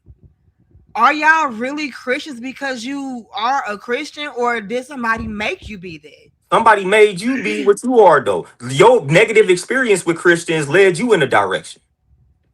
So that's always the case. It's gonna always be something that led you in a certain direction, man. So it really that don't even to me that don't even I don't really care about that. But I wasn't forced. you you may not see it as force. Like it ain't about force though. Like it ain't about force. That's not what I'm talking about. If you again, if your options were limited, that's why you keep singling out Christianity. Mm-hmm. If you came up in a Muslim background, then your beef would be with the Muslims if you had some That type of is true. That's so true. your options were already limited. That's why you keep literally zeroing in on Christianity. Because your range of religions is not that wide. So you didn't what Mm-hmm. choice you talking about? You don't know a lot about man, it's a lot of religions out here. So your options were limited to the religions that were around you, which for the most part were Christianity. Right. But I guess what I'm saying is me coming into my own realizations was not forced upon me to come into it How do you know that? because How can nobody you prove? told me How to can you stop prove? believing this. Nobody told me to stop believing It it. wasn't directly told. It could we could go back to marketing. They don't directly tell us to go buy these products. It's called subliminal messaging. They influence us. So it's not about directly forcing Oh. you. I don't care about the force. Okay, so to that point, then my mama was right. You did brainwash me. It's not about brainwashing. I'm just saying, how are you? You're saying they was forced into what they believe in. I'm just asking you, how can you prove that you were not forced in whatever lane that you're in? How can you prove that to me? Or it Because wasn't influenced. nobody nobody told me if you be a non-believer, or if you don't be a non-believer, then you gonna go to hell or this, that, and the third. And nobody told Right. me that. But these people that you have a beef with, they told you some stuff that made you feel a certain type of way, and then that led you in a certain direction. That led you to realizations. So the same people that you got a problem with, actually, you could give them credit for leading you in a certain direction to this self-realization. But I still could have stayed. It's so many people It ain't, who I don't care. You missing, I don't care I'm about that. missing the You point. could have stayed. I don't care about that, but you did. You missing the point of, I'm telling you that these people saying what they said Mm. led you in a certain direction. You taking full credit for it, but that led you in a certain direction, and your options were limited because you have not been exposed to every religion. So it was your options were very, very limited in that direction, but something led you in that direction. So we can say that about any and everything.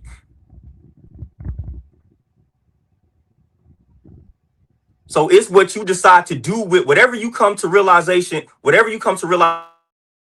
about, it's up to you to do the studying in that regard, because all this stuff can be seen as indoctrination, brainwashing, whatever the case may be. It can all be seen as that. So it's about, whenever you come to that realization and acceptance of whatever it is that you subscribing to, do your due diligence. So if you was born as a Christian, all I'm gonna tell you, whether you feel like it was forced or not, do your due diligence and see if this is truly something you rock with or not.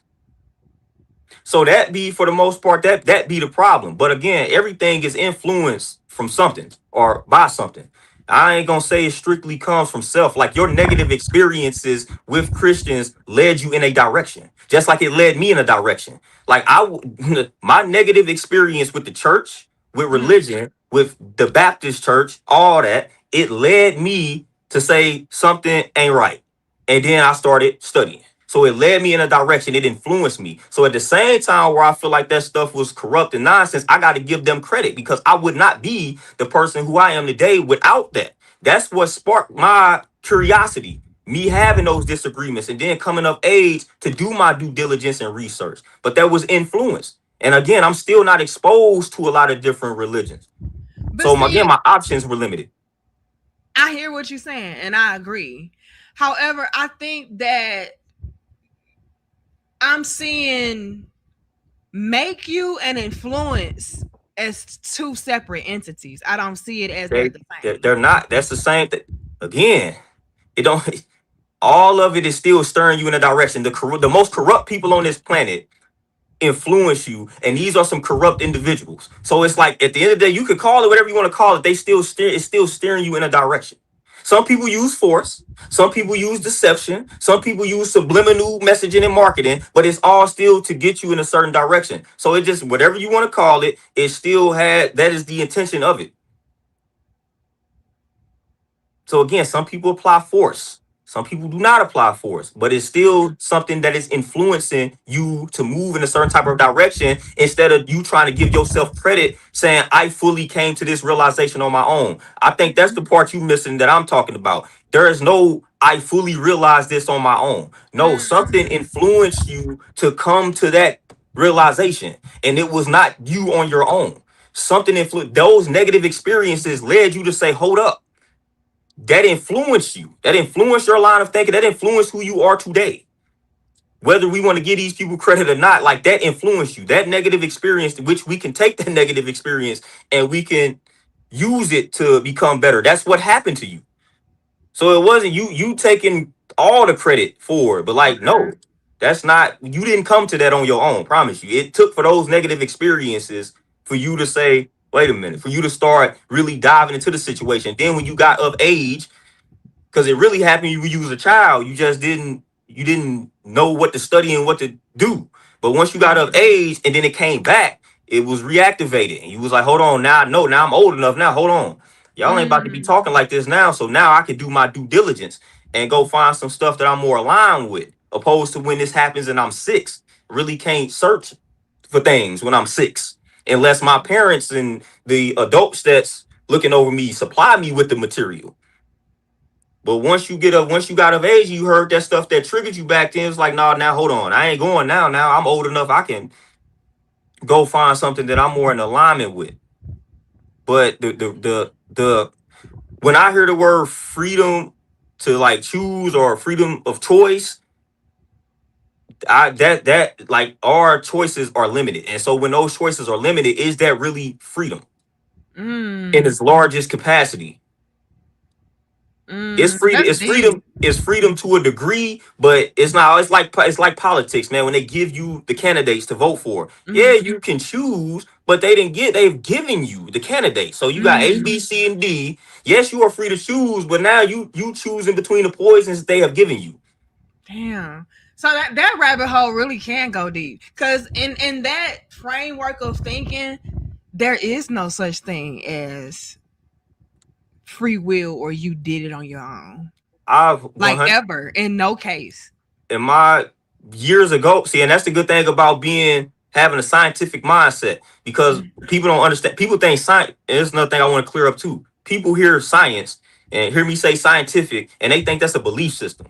No, science is it is a process to disprove something. So, that's all that is. It's like we got a theory, I got a hypothesis, and I'm really trying to disprove this theory or this hypothesis. That's it. It's a process of discovering the current theory of that time. And mm, so that's why I like kind of having that mindset because I'm subject to change. So years ago, I believed it. Years ago, you couldn't tell me that we didn't have free will, that we didn't choose our reality and create our reality fully. Now, no, it ain't even no opinion on that. Now, just me what? studying the brain, it's not 100% either way. Mm, It's just a percentage thing. I But got you. the majority of the time is automatic. But there is a small percentage that we do have control over, which is the percentage that they try to get you to focus on when it comes to manifestation and things like that. And even when they talk about the law of attraction and manifestation, they Mhm. literally try to get you to stop habits because they know habits are automatic.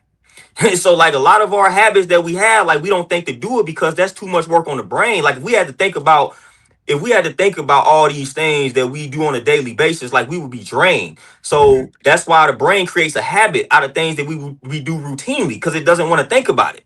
It would stress out. We wouldn't live too long if we had to think about getting out the bed. If we had to think about yawning, like we had to think about brushing our teeth, like these things that we do on a daily. But how often do you think about driving? You just get in your car and you do it. Yeah. Or your heart beating.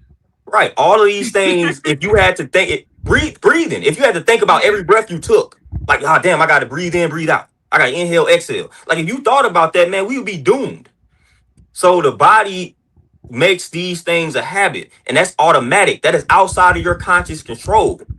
And people don't be realizing that that's the majority of our lives. Hmm. And then don't get me started on the brain. There are portions of the brain that dictate things that we do. So when certain portions of the brain are damaged, that portion, the language portion, is now damaged. The memory portion is now damaged. So now we getting into that. So you got damage to your brain, like you definitely don't have as much control as you think. Just me studying addiction. Addiction is a disease, and it's a certain portion of the brain that's destroyed and damaged. Them people ain't choosing that. That's a Mm. result of the damage of the brain. So addiction is a result of the brain damage.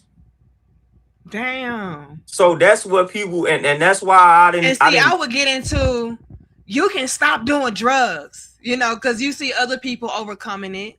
And so it's like, no, you chose to do that. So, but what you're saying is they kind of don't. Like their brain is damaged, therefore it's resulting in them making this choice. Quote unquote making this choice. Because you it's saying they're not even making the choice. it's I've been a trainer for a million. I've been trained for a This too minute. much, my love. I've been a trainer going on 10 years. Obesity is a hormonal imbalance. Obesity is a result of the hormonal imbalance. So it is a result of your hormones being out of whack. You are a woman. You know how it gets when your hormones get a certain type of way. Man, you fighting against your body. You fighting against craving. You fighting against that. That's a hard energy to fight against. I So sure just want im- some donuts. so right. So just imagine fighting against that every day, all day. Just imagine fighting against yourself all day, every day, because your hormones are out of whack 24 freaking 7. I mean, but I do. I do fight against my. No, at an extreme level. Like you know, I these people. do. You No, know no, how no, bad I want a cheeseburger, no. Listen, I'm a trying to. chicken wing with ranch, I'm trying to tell you. No, it's ice level. cream. It's level. It's level. It's levels to that. And I can even start naming the hormones that's out of whack. You know, the hormone that lets you know you done ate enough. You know, the hormones that send off the signals to eat. Like when those things are out of whack, we have a problem. Now, again, you have exceptions to the rule. You have people that may not feed into the hormonal imbalance the same way. So again, Mhm. then it's on an individual basis. But for the most part, that is what a person is going through. That's why I say all the time that we give ourselves too much credit. So maybe you need to give your credit to God. That's what No, the religious Christian will tell you. It is God helping you. You don't have no control. Anyway, right. MIA says, I'm a son of the Most High. No one can label what I am. I am what the Most High says I am. I believe you are who you say you are. I don't think you need somebody outside yourself to tell you that. But I mean, that's me. Okay. Thank you, Mr. Original. It says Christian, Muslim, Jewish, Hindu, and all religions are only titles. I want to meet your personality. You could be a good person or an asshole in those spaces. That's fact. And that's why I would consider myself to be more of an omnist than anything. But maybe I'm not because I don't really fuck with Christianity like that. But no, because I do take the best parts, like you always say, my love, from the Bible. Because it is some bars, gems, and jewels. My love, you ain't went away. I'll bring him back if he come back. But shout out to you, Lydell, for your $100. Are you back, my love? Yeah, I don't, phone a spam call or something. Oh, somebody's calling. You on your phone? Yeah, I ain't feel Oh, like doing all that. okay. Shout out to Lydell. He sent $100 because of you, my love. And then he came back and he said, "Long time no see," with $10. You know, so he sent salute to my husband. Shout out to you, Lydell. Right on, right on. Peace, peace. Um, but that's deep, my love. So it's a deeper rabbit hole we could travel down with that conversation, but we probably ain't got time for all of that. But Yeah, well, I just like to be of the like I said, I just like to be of the mind frame that I am because again, I'm subject to change, and that's true science. I feel like when people are deeply rooted in some of these belief systems, that's the one issue, that's the main issue that I have. They're not subject to change because they subscribing to their doctrine, so it's like it's set in mm, stone. So in order for them to change, they got to remove themselves from their doctrine, so that'd be the problem. So I'm not of any of that. So like what I'm thinking and what I'm subscribing to is subject to change because that's the process of science. If I'm studying something long and hard enough and I come to the conclusion that this ain't necessarily right and exact after years of further research, then now I can change that. It's like when they study in the universe and they was thinking at one point everything revolving around the earth, and they was like, hold on, that ain't right and exact. After further research, then they changed it up. That's science. That's the scientific mind. So we that's always supposed to be disproving ourselves or striving to disprove something that we believe in. If you not living like that, I don't be caring to have conversations with people that ain't trying to live like that. I'm always like I read. I got a facts. lot of books I got behind me are books written by religious folks. So I'm always reading religious mind, trying to debunk Hmm. what it is that I'm subscribing to. I don't. I try Okay. my hardest not to feed into the confirmation bias. Now, of course, I'm gonna read things that I agree with, but for the Yeah. most part, I'm trying to read and study people who I disagree with, because that like that again, that will strengthen your stance. So I And don't that's want what to I'm just be. saying. If more people from all different walks of life could be like that, I think I would be cool. So right. So but It's the no, my way is the only way. And even if I can't prove it, or even if my shit don't make sense, it's still right and yours wrong. That's where right. I have an issue. So that's why I answered my question with how I answered it initially, and I said I don't believe in peace and unison amongst large groups of people because it's in our nature to want to belong to Mm. groups. Like tribalism and stuff like that is in our nature. So as long as we exist in large groups, we gonna have this divide. And so as long as we had that in my mind, like I don't see a lot of cooperation at the end of the day when it comes. And then now, of course, there are exceptions to the rule. But the peace and unison that you asked me for or about when it Mhm. comes to that, I don't see that because No, I want you to be the devout Christian and Muslim. And so in Mhm. order for you to do that, there is a, like I say, there is an ounce of that that has to say what I'm saying is wrong. And so again, I'm going to accept that. Like, okay, you think that I'm going to hell, the Christian example. You think I'm going to hell because I don't believe in what you believe in. Okay, I'm going to choose to not communicate with you if that's how you keep coming at me. That's So that what just I'm don't. saying. Like that'll I'm piss saying me even off. even in other walks of life, like if that's how you truly feel, so now I'm just not going to communicate with you because I don't feel like it, and so that's just going to always create that. Now that's going to always exist as long as we have this tribalism mentality, and that's just part of nature. But it's gonna be very select few that will view things totally objectively. That is rare, and it's hard to actually get to that point. That's not a point where a lot of people, especially in the black community. I don't even like to speak on other communities because I'm not with them. But especially in the black community, that's hard. That's hard for people to reach that level of understanding. Like I'm the first one to tell you, raise my hand. I realize, as the philosophical quote goes, I know nothing. And it's like the more that I Mhm. learn, the more I realize I know absolutely nothing. But my love, we would have to cut off probably all our family if we wanted to not communicate with people who really in their heart of hearts feel like, oh, you gonna go to hell. I just communicate. See, it's the thing. I just communicate them with like, as on the basis that you see me communicate with people on. You see how I communicate with people, so I just don't have a lot of those conversations. So I'm just going to communicate with said family members and said associates the way that I need to communicate with them. All right, we going to this family function, cool. So I ain't finna have this type of conversation with said individual because I don't feel like raising my blood pressure. So it's just the more I know about the individual, the more I'm like, okay, this is how I'm gonna deal with them, and this is how I'm gonna chop it up with them because I know what they think, I know what they feel, but I don't have to live with hatred. I Yeah. just know I understand their angle. And so I just know what to bring up and what not to bring up. But I personally don't have to choose anger and hatred and disdain. I I gotta can learn choose, I I gotta can learn how to choose. be like you, my love. Because I get like I gotta not give a damn. Like who gives a fuck that you think that? I just find to be so I think what makes me upset is the audacity for you to pedestalize yourself while condemning me when if we really want to go there, I'm probably more fucking Christian than you are. That be what's be pissing me off. For you to make it seem like you're saved and you're holier than thou when I'm probably living more holier than you ever would. But I'm going to hell and you looking down on me, that's offensive. I am so sorry.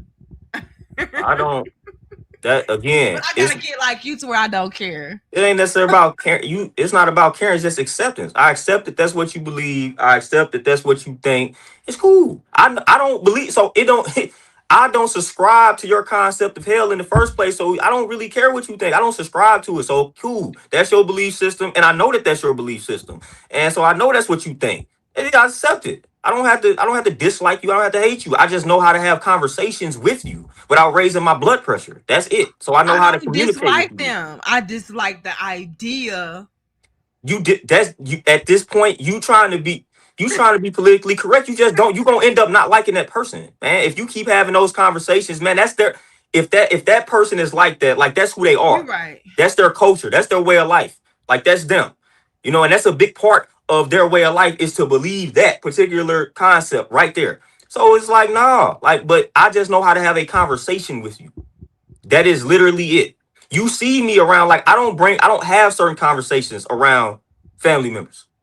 I Yeah. don't. Okay. I don't. For the sake of I can keep the peace. Again, I can choose. It's on me. The onus is on me. So Mm-hmm.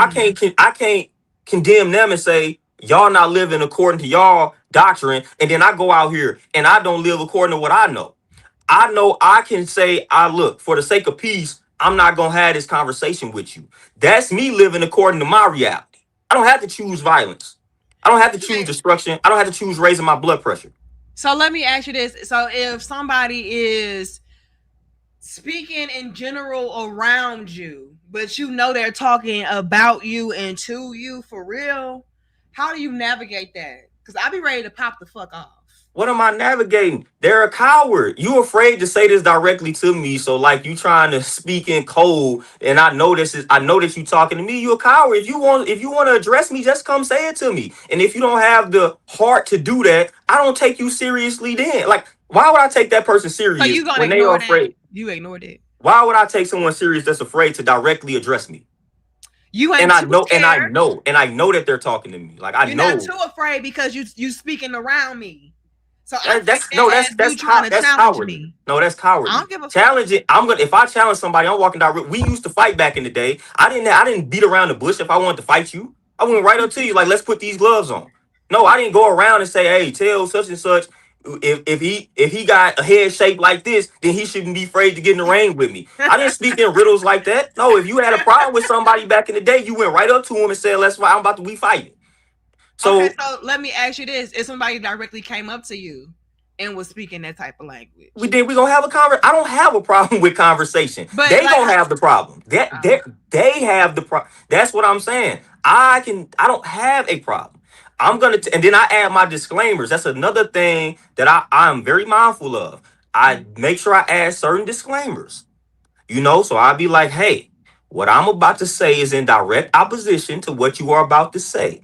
And it is not popular, whatever, however I want to phrase it. So if you have an issue and you're not able to have an adult conversation with what I'm about to say, because it's not in agreement with what you're about to say, then I suggest you do not have this conversation with me. Now, if I add that disclaimer, it's almost like when we used to have to answer the phones back in the day at the bank and we had to let them know that this line is pre-recorded or just recorded. We mm, recording a conversation. So anything you decide to tell me after that is on you. So if I didn't added this disclaimer to you and you choose to have this conversation with me, that's on you. So when you get upset after what I didn't said to you with that disclaimer, that is your problem. I'm not gonna get upset because for one, I know what you're gonna say. I know how you feel. You gonna more so be upset about what I'm going to say. But I added a disclaimer, and now that's your fault. So I don't have a problem with that. That will be them with the problem. mm, Now, if we agree that we about to have an intense debate, let's go ahead. I done had plenty of them. Sports debates, religious debates, all that. I'm cool if that's what we agreeing to have. But if you're trying to have a civil conversation, I'm gonna add a disclaimer. Like, hey, I'm gonna say some things that you may not like. In order for this conversation to go a certain type of way, you cannot overreact. You can't say this, then the third. We gotta be respectful. mm. And if you don't be respectful, I'm gonna politely remove myself from it. Like I add all them disclaimers. Like I do that. Like now, especially in counseling, like I'm learning we gotta do confidentiality. Like we gotta let these things, we gotta put these things all on the table before we start our session. I feel like all conversations with these people need to be like that. Like, hey, if I'm in a group session with you, I can promise, guarantee confidentiality on my end, but there are 5 other members in the group. I'm not responsible for what they may share that you say in this group. So I'm putting all the truths on the table here before we engage in this conversation. Mm-hmm. So that protects me as far as that conversation goes. So now when you choose to say you going to hell, I just told you that that's one of the things that I felt like don't say that to me in this conversation because I'm not So what happened if they say that to you? Now you right. stop I'm talking. gonna in the disclaimer. I'm gonna tell you if you say something along those lines, I'm gonna politely remove myself from the conversation. It's over. So Okay. that's a deal breaker. It's like a relationship. Got deal breaker. So I'm Mm, gonna tell you if you say anything about like you can leave heaven and hell out this conversation. If you can't, then I'm not having it. okay. You don't have to tell. We can talk religion. We can talk all that without you saying, "Oh, you going to hell." You don't have to say that part. And that might be the one part I just don't care for you to say. So I'm gonna add that disclaimer. And if you're able to abide by that, we can have it. But if not, But for the they be sake of saying it without saying it. again, I can address that though, and I can address that in a respectable way. So I'm not worried about that. I have a way that I can respectably or respectfully address these things to where it doesn't like it's not going to bother me. Now, if you keep doing it, once again, I'm going to warn you. It's all about communication. Hey, you just indirectly kind of just said you think I'm going to hell. Like, don't So do now that. you gonna remove yourself even if it's No, if indirect. no, if it's in there, I'm gonna give you a warning because I didn't put that in my disclaimer. If I Okay. failed to tell you that, it's like, hey, what you just said. First of all, I'm gonna gain clarity. Is if that's what they meant. I'm gonna say, hey, this statement you just said. Are you insinuating that by this statement that you saying that I'm gonna end up in hell? If they say yes, then I'm gonna be like, hey, I would appreciate if you don't speak like that in this conversation. Like, don't do that. Because again, that fits in line with what I said about the hell statement. And if you do it again, I'm gonna have to remove myself from this conversation because I feel like personally that's disrespectful to me. Mm-hmm. And so then we gonna go from there. But if I didn't put that on the table first, I will address it. So why do you personally feel like it's disrespectful if it's something that you don't even subscribe to or believe in anyway? Because it it stems from the disrespectful part to me is what you stated when, like, before you judge me, you need to look in the mirror. So before Mm-hmm. you sit here and tell me I'm condemned to hell for one simple belief and you don't know my entire lifestyle, like, I'm gonna need for you to look in the mirror. I'm gonna need for you to make sure you're not going to this hell first before you try to tell me that's what I'm doing. So it's like the same way with any type of advice that I would get, like advice, like I don't really supposed to give advice, but like if I'm just having a general conversation, I'm gonna give the person advice that I'm sure that I'm making sure that I'm living. I'm gonna steal that mother. I'm like, I need you to make sure you're not going to hell first. So That's gonna be that's my response from now on. I'm gonna need you. Thank you, Jonathan. It says cognitive dissonance is real. Motherfuckers live in a mental VR world and treat you disrespectfully because of it. That will leave a stain on anyone or culture. I control me, not passive influence. Big bars. Who else did I say? Yeah, I'm gonna start saying that, my love. I'm gonna need you to make sure you're not going to hell first. yeah. So I But feel like then they gonna actually, respond and they gonna say, "Well, I'm covered by the blood. I repent. well, I so accept Jesus." right. So then, boom, there it is. So then, leave me alone. What you mean? No, I'm just saying, focus on your, like, you focus on you. I'm just here to discuss other aspects of it that I feel like are not right and exact. Like that part of it, I'm not discussing that. So I add that in the disclaimer. If this is not something that I'm coming here to discuss with you, that particular concept, do not insert it in the conversation. If I'm agreeing, if you come to me and say we just discussing the history of the religion or something, then let's just keep it at that. Don't start making statements to where it's like you judging my actions and you don't know me. That's ignorant. That's incorrect. Mm-hmm. So I'm gonna start being like you and Mr. Original. You know, you say you talk about me, so and I gotta be like that, but it just be irritating to me. It just really do, and I gotta learn how to empty the cup and not give it down. What you be trying to teach me, my love? I gotta learn how to detach because it I ain't. be Yeah, it's not emotional. about. It's not. You keep saying not caring. Oh, It's detachment is real. not caring. No, it's just in general. You keep saying you just not care. Like my thing is just acceptance. Like I Oh, can't. What they say, focus on the things you can control. I can't control this other person. so you Like saying that you do care? I care. Like I care enough to accept exactly what it is that they are like saying and professing. Like that sense. Like I just don't. I'm just not listening. Like what they saying. I was Okay. like, okay. I was like, all right, this is what they said. I genuinely care about what they said. I'm just accepting it. And I realize that I can't change this person's thought process or their opinion of me, especially in that moment via words. Like the only thing I can do is live according to whatever it is that I'm fooling with, and hopefully they see something. Other than that, it's really no point in me really taking what they said about me, like for one on face value, and then taking it to heart to where I'm like, oh man, that's this, that, and the third. I'm ready to square up with this person. Like, nah, I just accept what they said. Okay, they believe I'm going to the hell that they believe in. Okay, cool.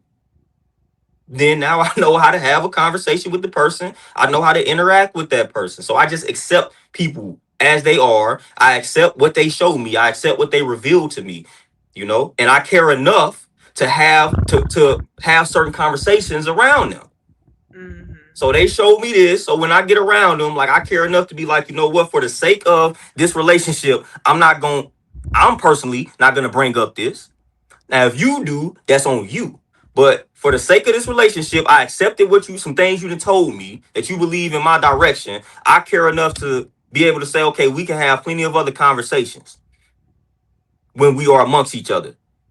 Instead of this conversation where I feel like it put us at odds and have us ready to fight. Mm-hmm. So I just accept what people reveal to me. I accept what people say. So that's why I tell people be mindful of what you do say. Because I'm gonna accept what you say. So be mindful. If you don't want that to be accepted by me, you better not say it around me then. Or you better add certain disclaimers, in my opinion. or I think, I believe. So especially when you say that, then I really don't feel no type of way because now you saying you are acknowledging to me and admitting that it's a belief. It is your opinion that I'm going to hell. So now it's when you speak definitively. I have a problem with definitive statements that are not true. Okay. So when you say definitely I'm going to hell, no. But if you say, in my opinion, based on or according to my religion, if you say and do exactly yada yada yada, you going to hell. I respect that approach more so than you definitively stating, yes, you're going to hell because you don't believe this, that, and the third. Like, no, if you add disclaimers, I'm cool with it. Because you admitting that it's a belief. You are admitting that it's your opinion, or you admitting that according to your doctrine, this is what you should be saying. So that's cool. Just don't definitively make a statement to me like it's right and exact. And I'll try my best not to do that to you. Mm. Terrell says not everyone deserves a reaction in war. If you react, that's called exposing your position to enemy fire. Bang bang. You know, I'm learning. I'm learning, but I'm gonna be real. And maybe that's an ego thing. I need to drop my ego. But I don't want nobody telling me that I'm pretty much beneath them. Like, bitch, what the fuck is you? You know what I'm saying? Like, I don't like that. I don't like that. Especially when you can look at your own life and look at the fruits of your labor and what your life has produced in comparison to them. You know what I'm saying? Like, you got more peace, you more stable, you got this going on, you got a lot more things working for you. Like, who are you to tell me anything? So I think that'd be my thing. So yeah, I gotta not care, but just accept that this is what it is. This is who they I are. mean, the biggest battle with that stuff is internal though. Like some people think just because you didn't respond verbally or externally that that's it. Like, no, a lot of times stuff like what you said happens and you might not have said nothing, but internally you feel some type of way. You got to address that part. That's how you know you fully tapped into what I'm talking about. When you can hear that stuff and internally you don't feel some type of way. Mm. That's when you know you kind of done reach that level to where it's like, okay, I done mastered it now. But a lot of times, like, you might not say anything verbally, man, but it's still bothering you. That might be worse Yeah. than if you actually said something verbally. Sometimes it's better to say it verbally. If you still feel that animosity, I'd rather you say something than store it. Okay. So it's like if somebody's saying something crazy to you and your options are, all right, I'm gonna say something or I'm just gonna store it. Like I ain't gonna say what I want to say. No, just say what you want to say at that point. I'm just at a point now where I just accept it and I don't even care to like I don't even want to say anything to that person. I'm not that's where I'm Mm. at with it. Where I don't care to address this person. Well, Back in the how do day, you reach that level? it's that's with anything, man. Again, because again, Cause damn you it. fighting against programming, you fighting against habits. Like my old habit used to be to address all that the moment I hear it. So that's a work in progress. Like I still might have elements of my life to where when I hear certain things, I'm like, hold up, nah.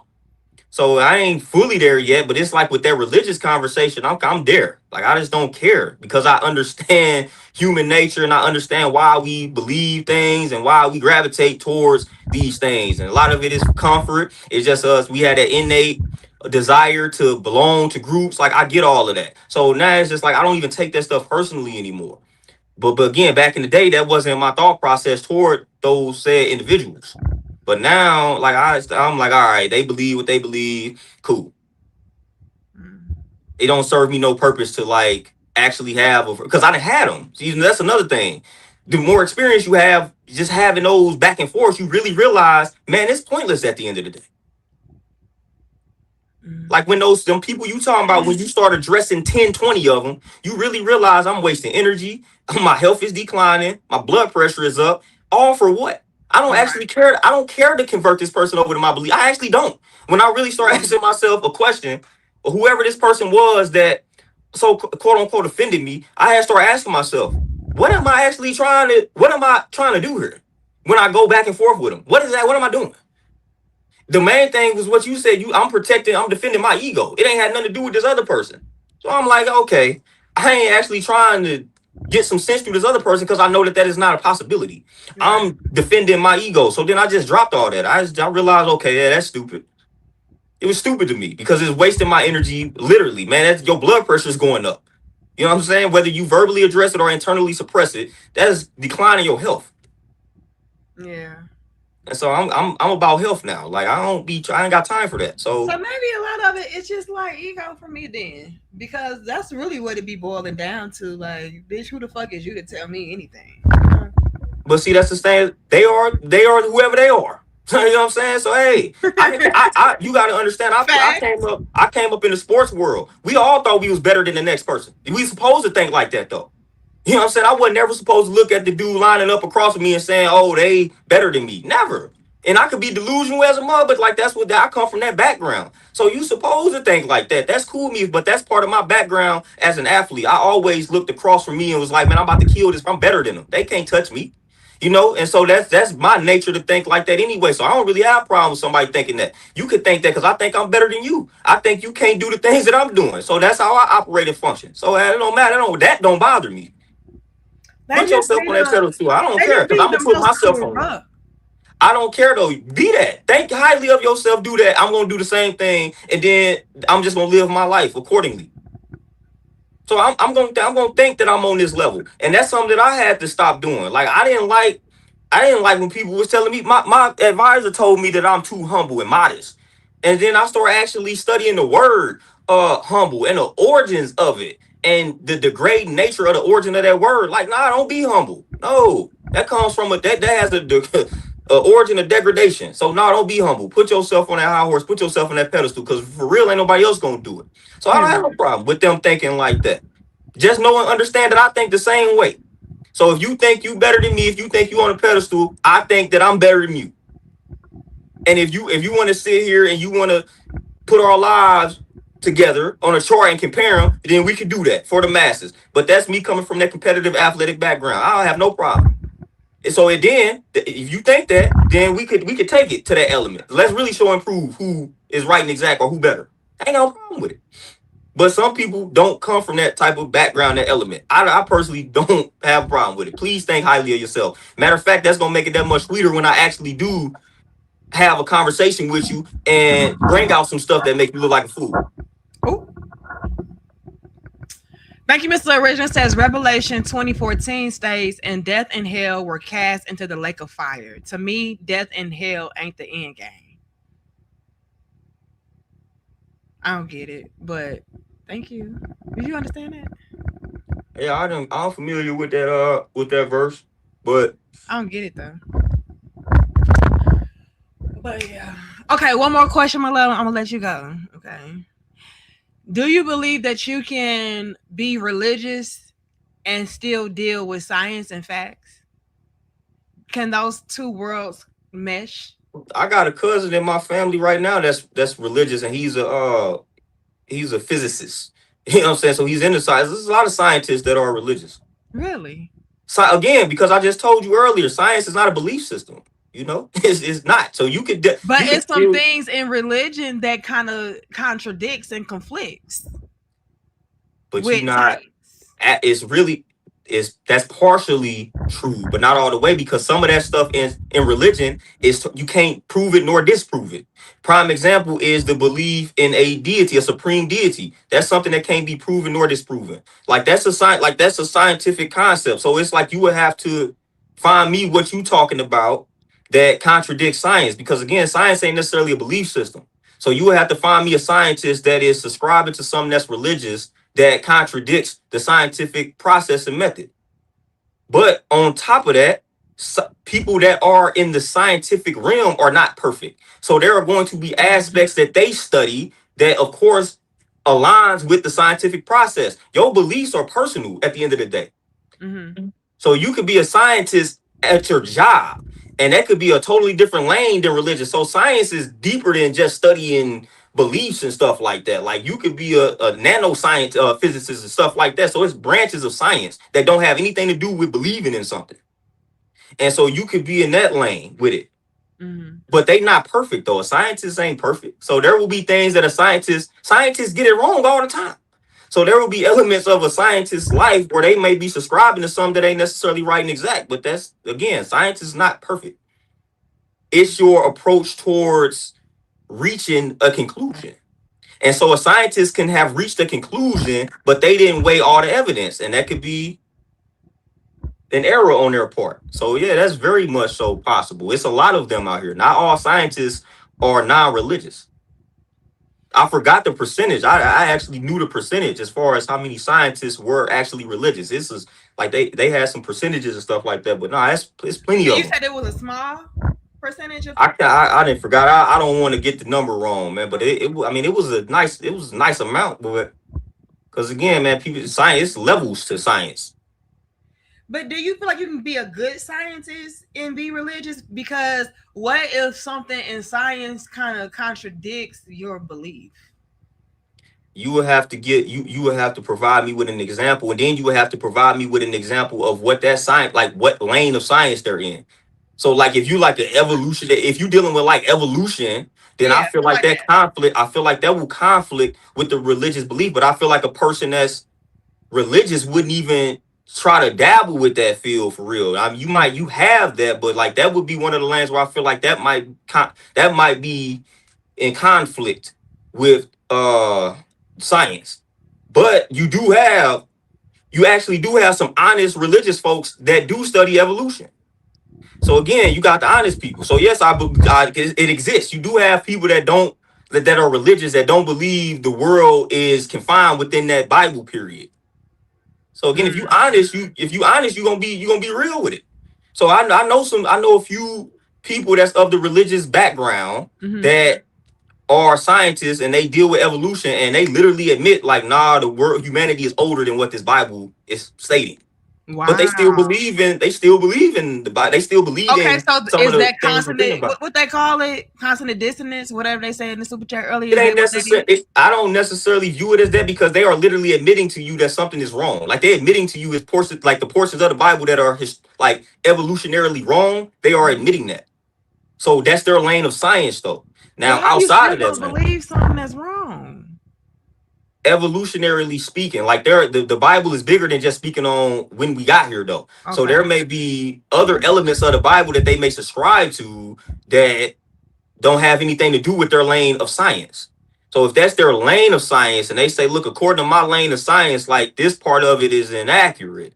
And they understand also that man wrote this Bible. And then so according to them, like this stuff is deeper than man. So man wrote this Bible within the period that he wrote it in. And so this stuff kind of extends far beyond that. So they will admit certain things like that. But then again, their lane is like the evolutionary side of things. So they may believe in other aspects because it's not necessarily their lane to try to debunk and disprove some of these other things within that Bible. So it Mm. just depends on what their lane is. Like I don't again, not all scientists are non-believers by no stretch of the imagination. Well, you're right because I just looked it up while you was talking. It says in the United States, about 30 to 51% of scientists express a belief in God or a higher power. Right. So but That's a again, lot. that's why it goes to the scientific like the saying I can't prove nor disprove that. Like that's science. That's what I'm saying. Like scientists come up with that. That's where you got the agnostics from. Like when you say, okay, I can't prove nor disprove that. Like this is scientists studying the religious aspect, and a lot of people, a lot of scientists, since they figured they can't prove nor disprove it, like they went in the direction of belief because Mm. it's personal. Once I come to the conclusion that I can't prove this nor disprove it, now it's personal. What do I believe? Because we can't definitively prove this. So now it stems to what do I actually believe here? Or what do you want to accept? No, so that person would be the agnostic. So if you don't choose the agnostic route, the agnostic is saying I can't prove nor disprove this, so I'm agnostic. So that person accepts the I can't prove nor disprove. But What's agnostic? if you outside, that's the person that not they don't they don't believe in the supreme being, but they not also not to the extreme end of an atheist. So they one of the ones that say I don't know. Mm. The agnostic is the one that I don't know. That's an agnostic. I don't What? know. Okay, that's great. What would you classify me as? I don't classify PCU. Yeah, I don't do that. I ain't classifying people. Dude, I'm telling you to. No, I'm not. I don't do that. If you had to. See, you going back. See, you will be again right here. You'll be proving your mother's point of Uh-oh. brainwashing. So I'm Oh, not you going to. right. I'm not. I don't do that. Like You fucking right, my you love. gonna have to give yourself You ate me a up with label. that. You ate me up with that. You did. You did. But you just proved my point that you didn't brainwash me. Because if you did, you would have told me, "Oh, this is what you are." So Well, I'm y'all can just shut saying. that shit down. My husband allows me to think for myself. The fuck. But I would sometimes want you to just tell me, like, When it comes to stuff like that, I'm never telling anybody anything. I just don't believe. I just don't believe that's. I just can't do that. well, I call myself an omnis. Would you agree with that? Again, you talking about the person that was trying to talk around you instead of talking to you directly. You tried to do that with that. I'm not gonna answer that question. My love, stop clocking me. Just do it. I'm not answering those questions. Okay, well, you gave me a lot to think about. I have to heal my trauma with the Christians and figure out like what's the deal with that, because the more I do think about it, I really don't have a problem with religions in general.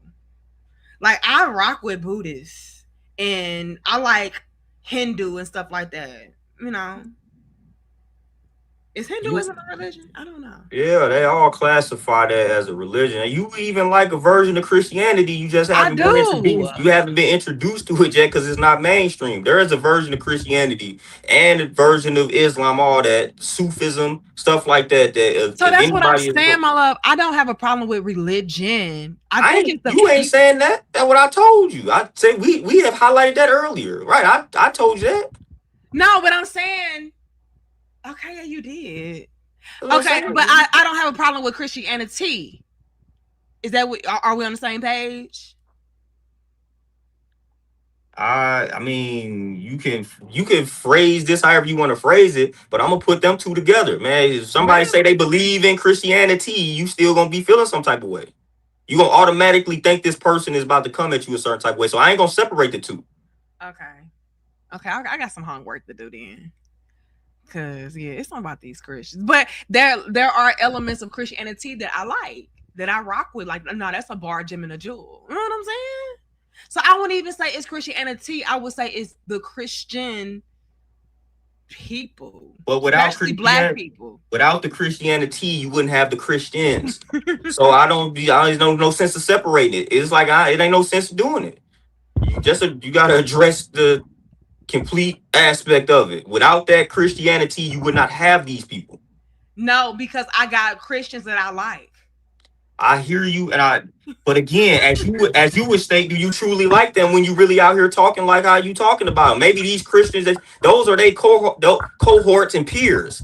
So, do you really like these folks when you talking about their peers in this light?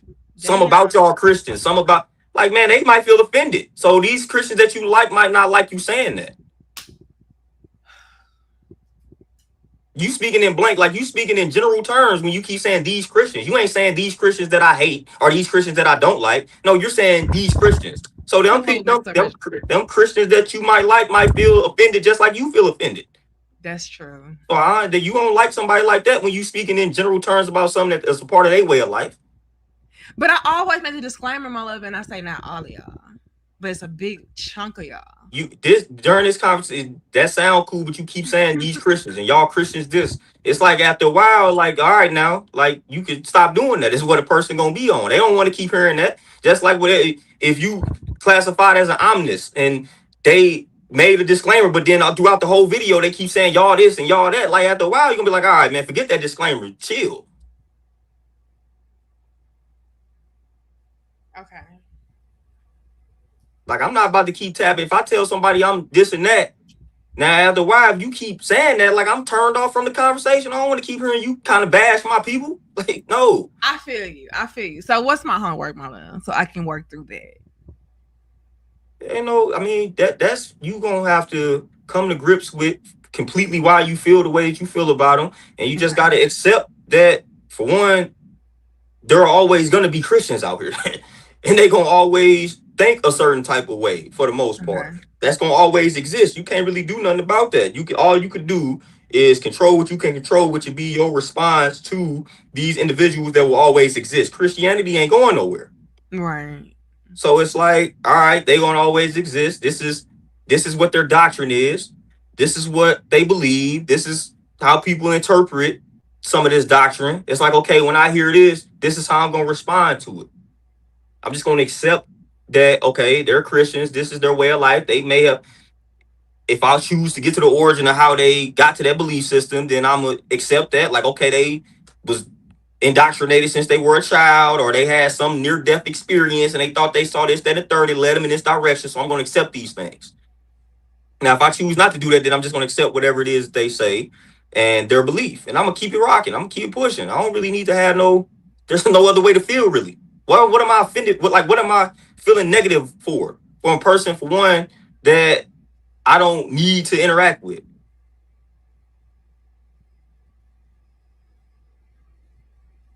But what if they your people though, and you love them? I I guess you don't still need don't to. need to. See, Okay, we that's talk, a point. we have that look. That's a whole nother topic. But again, I don't need to have certain conversations. There are a million other things we talk about that we might even actually agree on. I Yeah. can settle on the best part. So I'm gonna focus on in this particular moment when I'm with this person. I'm gonna focus on this 80% of the things that we actually agree with on. That's easy to do. We act like that's hard. We act like a person is religious and but we ain't got nothing else in common. Like, man, you might have way more in common with this religious person or this Christian than you know. And so I'm gonna focus on the best parts for the sake of me having a healthy conversation and protecting my peace. I don't have to talk about the church. I don't have to talk about your pastor. But what Man, if we they could talk. want you to go to the church and talk I about don't their have to. pastor? I can say no. And if they feel some type of way about that, then that's on them. That's again on them.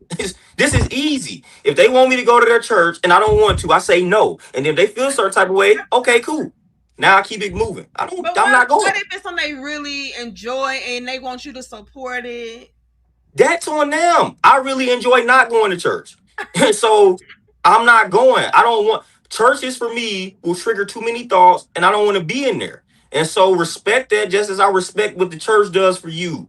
But don't Okay, you so ask what? me one time. If you ask me once and I say no, all right. When you start asking me again, now you messing up this relationship. Okay, so if your mama wanted you to go to church for Mother's Day, that's her gift that she want. You gonna be like, nah. If this no, I'm gonna add a disclaimer. If like and it's context is everything. If it's just like let prime example, let's just say my mom's is of age and I just don't know how much longer we got together. I'm gonna do it. Mm.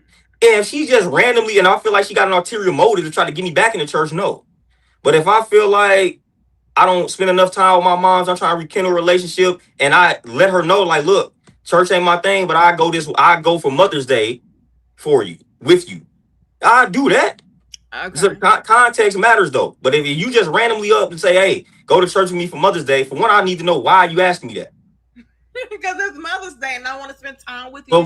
I didn't been alive 35, going on 36 years. You haven't asked me that. So I'm going if you randomly just if that's not a tradition that we had since I was born, and you just randomly ask me to do that, I need to know where that just came from. It could be a new tradition I'm trying to start. So then no, now you have an ulterior motive, and I feel like you're trying to get me back in the church. It's got to be either that or I'm just going to accept, okay, or I'm going to let you know that I'm only doing this on Mother's Day. And you got to accept that. I'm not going to church with you no other day. I will do this on Mother's Day if that's genuinely what you own. Okay. Or if I'm just not feeling the vibe totally, I'm just going to say no to not create any confusion. I just won't go. So if I feel like this will create confusion, I'm literally going to be like, no. But I need to add disclaimers like, hey, this ain't my way of life. I don't necessarily subscribe to this, but I will go just to spend time with you, just to be in your element, your world. But this is not something that I'm going to convert back over to. No, I don't have any intention to do that. And so if we have that understanding, then I can do that once a year. I don't have a problem with that. Now they may have a problem with me trying to introduce them to some other stuff, Yeah. but I don't have the problem. I don't have a problem like me going into the church like I know is I got knowledge of myself, so I can go into church and don't feel like I'm converted instantly. So I can go into church and still But be, why you do this? yeah, I'm saying I could go to church and still be me. I'm not, that's not going to impact me. So I can go to church one time and I feel no type of way. And nor do I have to critique everything that's going on. I might take something from the sermon. I done heard plenty of my uncle's sermons and he dropping the Jew. So I Right. could do that. Just don't come to me with no ulterior motive. But that's what I'm saying. That's why I'm saying I don't got a problem with Christianity or the Christians who don't do certain things. It's just that my experience with a lot of them has not been the greatest. What But I'm I'm not saying talking is, about Christianity or Christians in general like that. when you talk about the Christians, their religion is Christianity. Philip Paul. What I'm telling you in your approach, separation of the two ain't doing you any justice.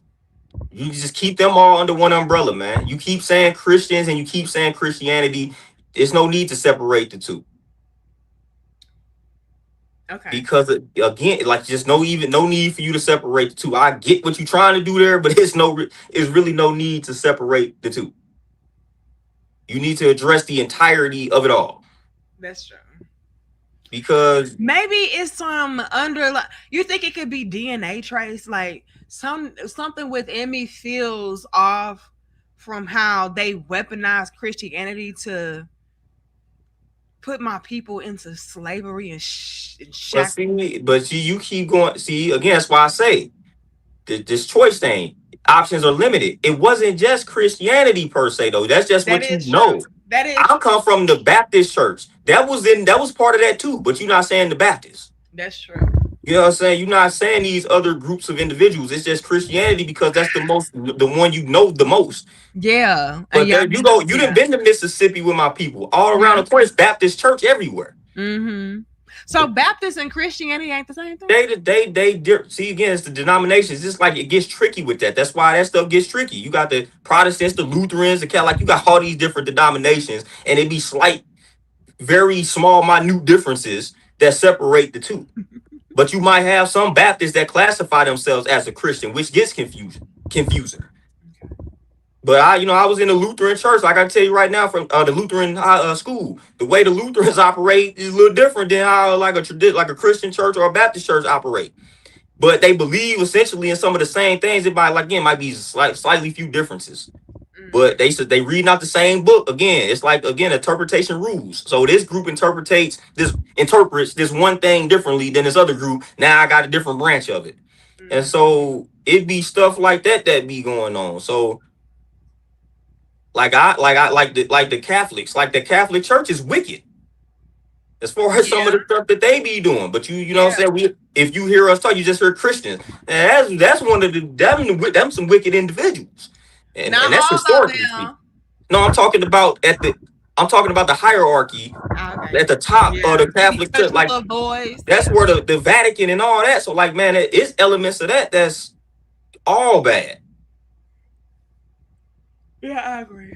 So yeah, that is again. That's why I just don't be trying to pick because I can pinpoint a lot of negative and terrible history with all of these particular groups. So that's Yeah, why I'm that's just trying to fine. let people know if you're gonna have that conversation with me, just be mindful of some of the things I may bring up.